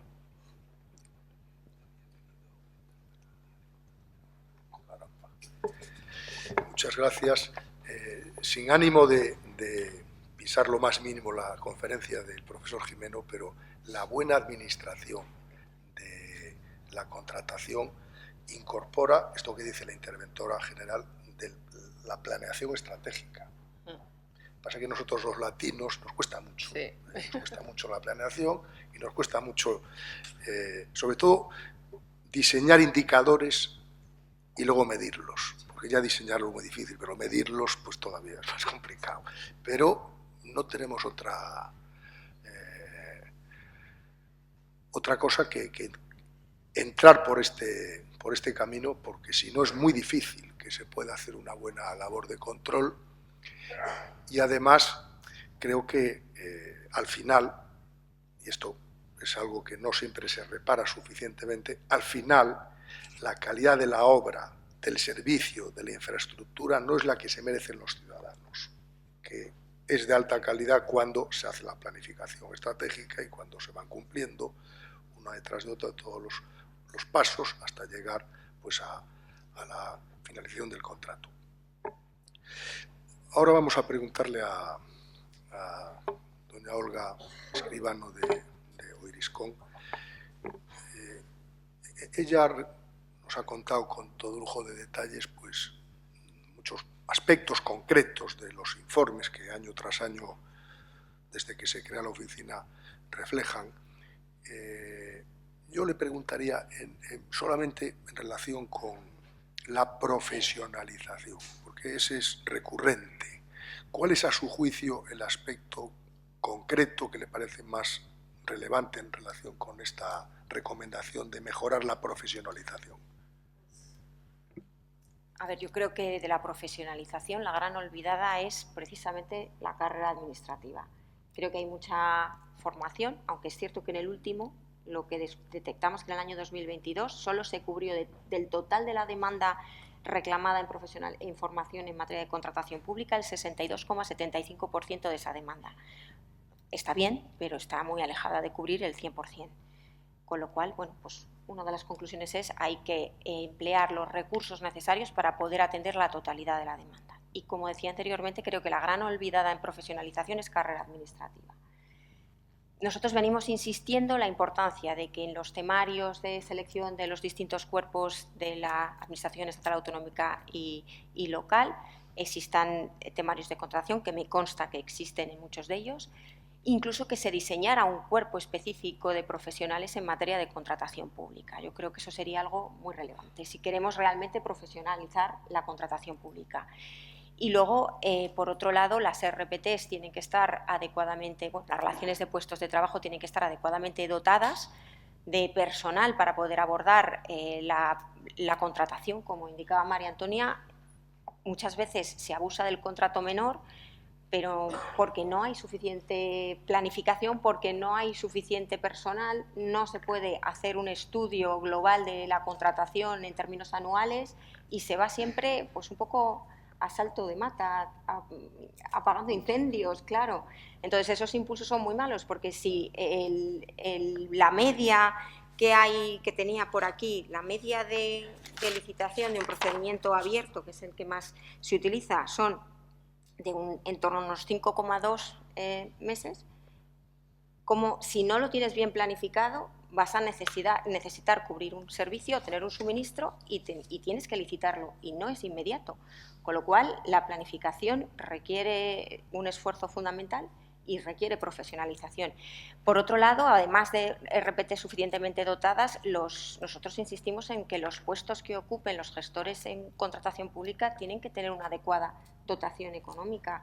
Creo que el volumen de trabajo que se asume desde los órganos, los gestores de los contratos, es muchísimo más elevado que en muchos otros aspectos que existen en la Administración, y además se asume una responsabilidad muy importante, responsabilidad con el propio órgano que gestionas para llegar y atender a los plazos, y también una responsabilidad hacia la sociedad a la hora de estar gestionando una gran cantidad de dinero público. Con lo cual, creo que la carrera administrativa debe ser abordada de una manera mucho más seria y más importante para que podamos hacer atractivos todos los puestos, con lo que conlleva una unidad de gestión de contratación. Adelante. Sobre la planificación, una cosa que me gustaría dejar encima de la mesa, porque es importante que la tengamos en cuenta todos. La financiación produce monstruos. Hay muchos contratos públicos que se realizan porque un ayuntamiento, una universidad o una administración pública ha obtenido financiación de otros agentes públicos o privados, con unas condiciones, unos plazos de ejecución, unas condiciones de tal. Entonces, claro, te entra la subvención y eso ni está planificado, ni hay tiempo para ejecutarlo correctamente. Es un disparate. Es un disparate porque estamos hablando de un volumen de contratos importantes que colapsan por esta vía, porque se les entrega muy tarde la subvención. Eso tenemos que tenerlo en cuenta, que a veces decimos, no, es un desastre el ayuntamiento tal o el cual, porque no planificó adecuadamente esta actuación. Hombre, no la planificó porque un elemento esencial para poder llevarla a cabo era que participaba en un programa de ayudas o tal, que con mucho retraso es cuando realmente conoce que se le ha concedido la subvención, y entonces ya no hay tiempo material para hacer las cosas como tienen que hacerse. Sí, una cosa con lo que decía Alfonso, y luego es que a veces el sistema es perverso, ¿no? Yo que he trabajado en gestión presupuestaria, hay veces que se premia la ejecución máxima, no la ejecución eficiente y buena. Entonces, si tú no ejecutas, te penalizan para la siguiente dotación presupuestaria. Entonces, eso tiene también que eliminarse. Es un problema que muchos conocemos, el de el acompasamiento entre la gestión del presupuesto y luego las fuentes de financiación. Aquí está la profesora de la Universidad de Vigo, Patricia Valcárcel. No sé si ella tiene el mismo problema, pero nos acaban de dar en el mes de septiembre unas ayudas para los grupos de referencia competitiva de investigación bastante generosas, por otra parte, pero te dicen, resulta que el 15 de octubre tiene que estar gastado. Y te lo han dado en septiembre. Y dices, ¿y esto cómo se puede, cómo es posible esto, no? ¿Qué quieren ustedes? ¿Que vayamos a la cárcel o qué? Es muy importante esto aquí. Yo, además, hace muchos años fui subsecretario en un ministerio y también tenía la impresión de que a través de los ciclos temporales de la gestión del presupuesto te daban los fondos y si no los podías ejecutar, pues aún encima te penalizaban al año siguiente. Decía, si no los has ejecutado, pues vas a tener menos el año siguiente. Pero es que no hay tiempo. O sea, esto parece ser que es algo que viene de atrás. Y luego, perdonen que también haga otra reflexión sobre la carrera y la profesionalización, que me parece un punto fundamental. Y entonces, ya como soy un poco mayor, pues me voy hace 30 años, 32 años, que era director de la Escuela Gallega de la Administración Pública y en la ley de aquella época se introdujo una reforma para que la escuela expidiera un diploma de alta dirección para que los consejeros no nombraran a su libre albedrío los responsables de las áreas estratégicas de las consejerías, es decir, de presupuestos, de recursos humanos y de contratación. De manera que para ser jefe de contratación, no sé esto si sigue ahora o no porque ya el tiempo pasa, pero en esa época para ser jefe de contratación había que demostrar que se había hecho un programa de especialización en contratación pública, porque una persona que sabe mucho de recursos humanos o que sabe mucho de, no sé, de gestión de pesca, no necesariamente puede inmediatamente pasar a ocupar un cargo de jefe de presupuestos en una consejería o un ministerio porque es amiga del ministro o de la ministra. ¿No? Eso es una barbaridad que a veces ha traído consigo muchos problemas de gestión y de otra naturaleza. Bueno, y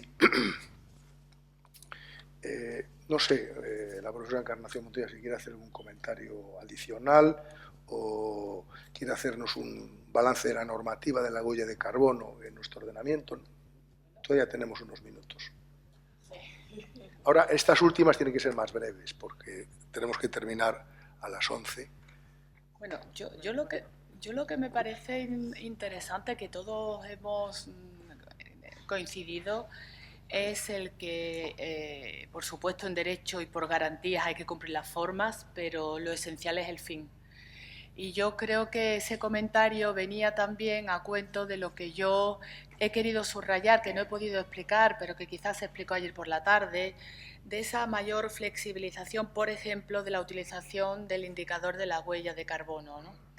No se trata de que lo retorzamos y incumplamos el que evidentemente es un instrumento que tiene que preservar también, digamos, como utilización, como criterio de adjudicación, la igualdad, la concurrencia y el mercado.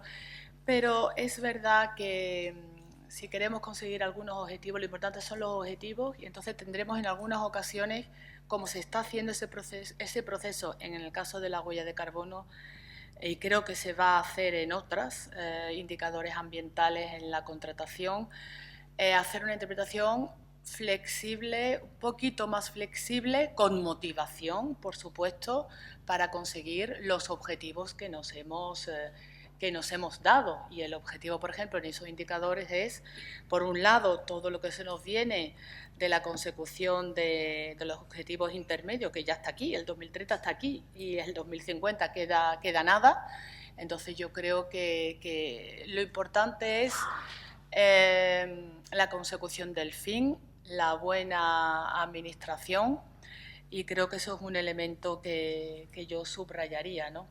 Eso es un elemento común. Ah, bueno, y otra cosa que me ha parecido muy interesante, yo no lo sabía ese dato, otra cosa común es que reforcemos la garantía, la buena administración, pero vemos que tenemos que racionalizar todos esos procedimientos en todos los ámbitos que nos hemos dado, porque las duplicidades, realmente nos olvidamos, estamos todos con muchos esfuerzos en ir cumpliendo, pero queda un poco olvidado el gran objetivo. Yo creo que eso es algo común y lo estamos viendo que todas las administraciones, la doctrina, una buena racionalización en el sentido de una buena regulación, no es eliminemos normas, sino las que son superfluas, presentan duplicidad. Yo creo que es algo común en esto y en cualquier ámbito de la administración española y de otras administraciones que son de nuestro eje cultural, ¿no? Porque si no, otras pues nos están ganando la partida, vamos a hablar claro, en muchos elementos muy importantes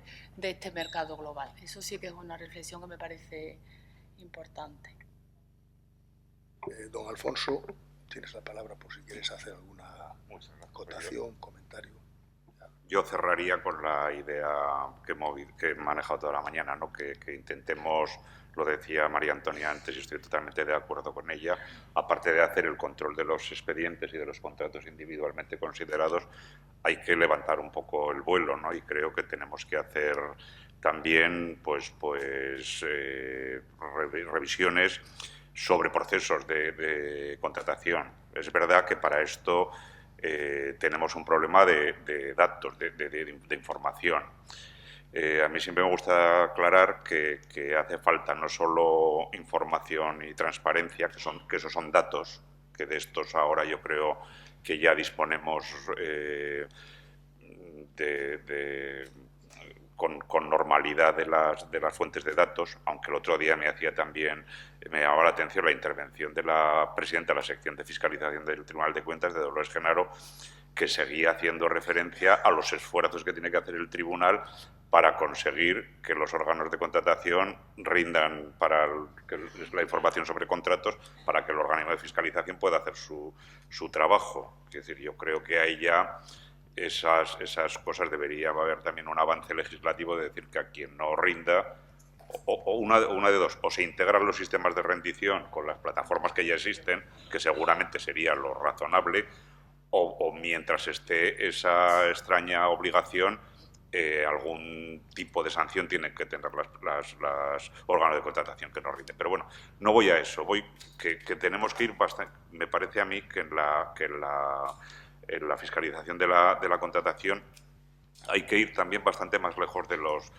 datos, y en esto en España estamos en mantillas. Si os dais cuenta, sobre la contratación, el proceso de rendición de cuentas es subir datos a las plataformas, pero no veo yo en mi horizonte a ningún órgano de contratación que dé la más mínima explicación, una rendición de cuentas en sentido estricto, sobre qué objetivos tenía con el contrato cuando definió sus necesidades, si se han logrado esos objetivos, si no se han logrado, qué inconvenientes ha habido en el camino. Hombre, a un proceso de rendición de cuentas, yo creo que una administración madura como la española tiene que aspirar a llegar, no solamente a agotarse la maquinaria, a quedarse extenuada con las fases de preparación del contrato y hasta la adjudicación, y ya luego ya no damos ni una sola explicación más de lo que ha pasado con esta gestión, que ya sabemos todos, no hace falta decirlo porque se ha citado muchas veces estos días aquí,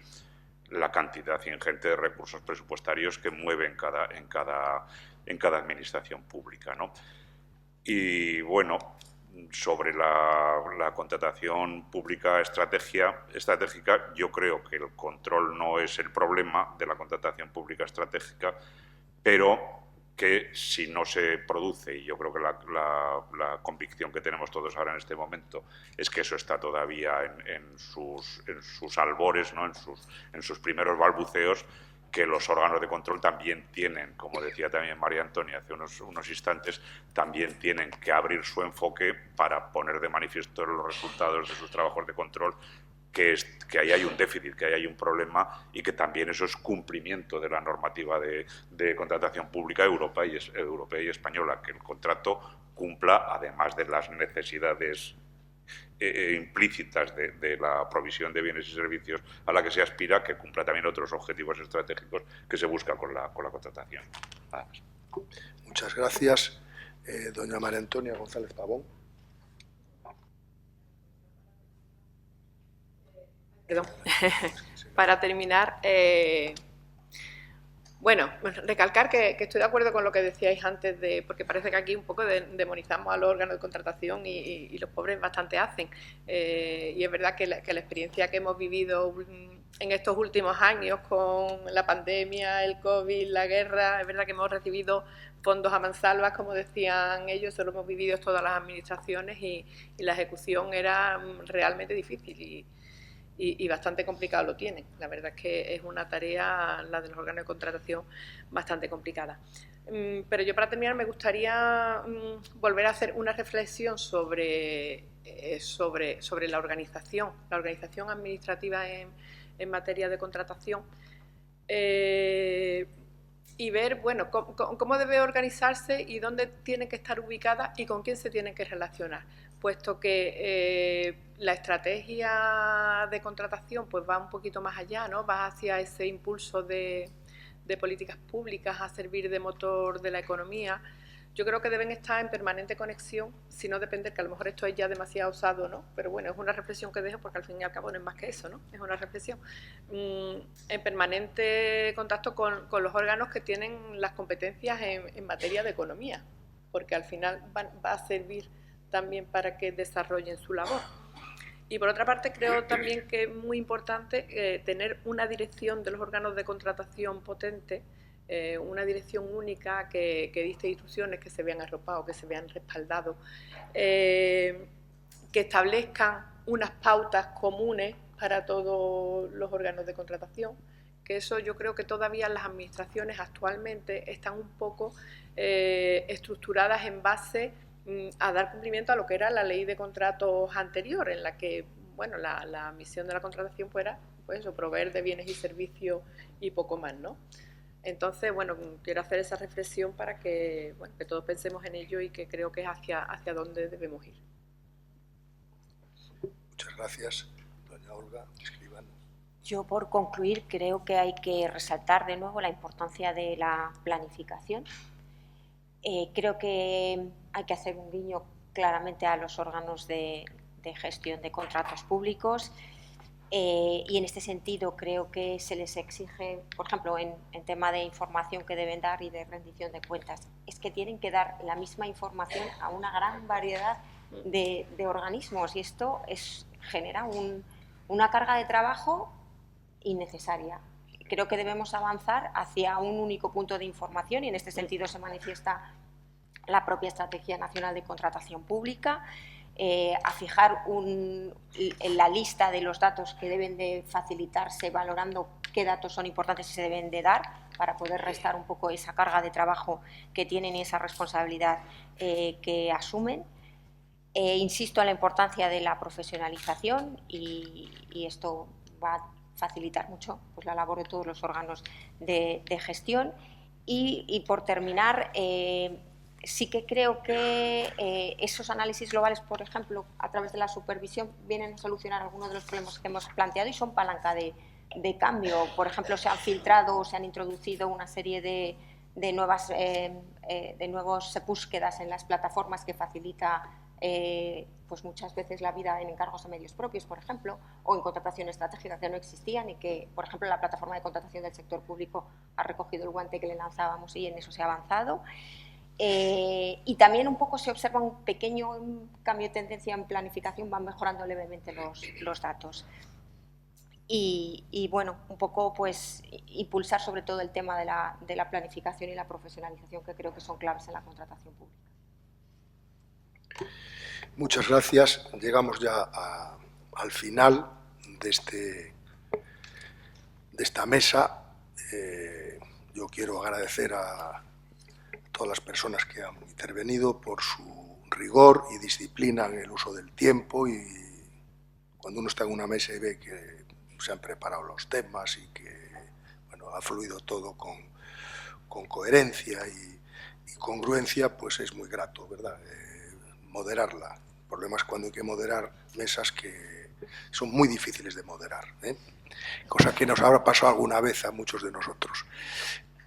Yo quiero terminar trayendo a colación, aquí estamos en Sevilla, quiero recordar que en el año 2000 2002 o 2003 o 2004, porque ya no me acuerdo.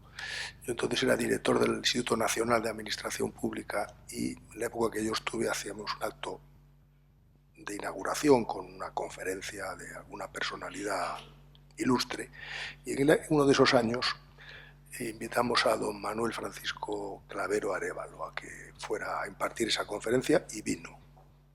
Yo tuve la suerte de estar con él varios días, porque vino con la señora y estuvo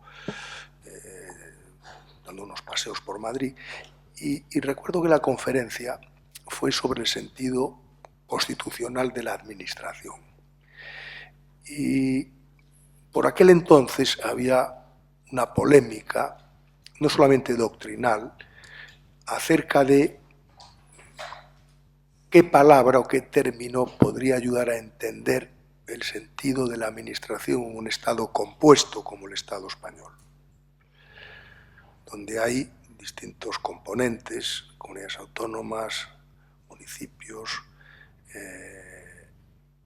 y además también luego hay problemas de superposiciones competenciales, problemas de falta de racionalidad que aquí han salido.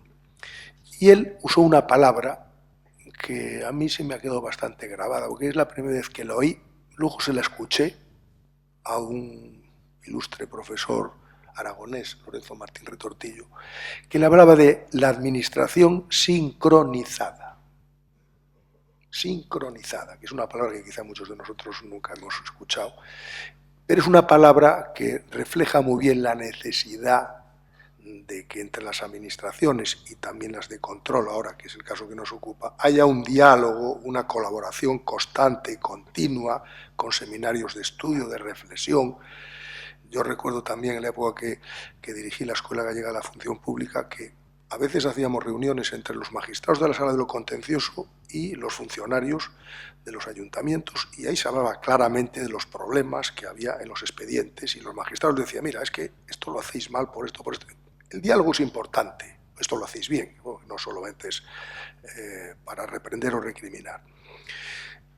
Y hace poco, en el año 2023, en la Sala de lo Contencioso Administrativo del Tribunal Supremo, que ya empieza afortunadamente cada vez más a utilizar entre los argumentos el de la buena administración, habla del principio de la buena administración, y en materia de información ciudadana dice: el ciudadano no puede cargar con el peregrinaje administrativo de ir de oficina en oficina reclamando documentos que ya obran en poder de la administración, porque ésta tiene la obligación telemática de oficio de pedir la información y acumularla en un solo expediente.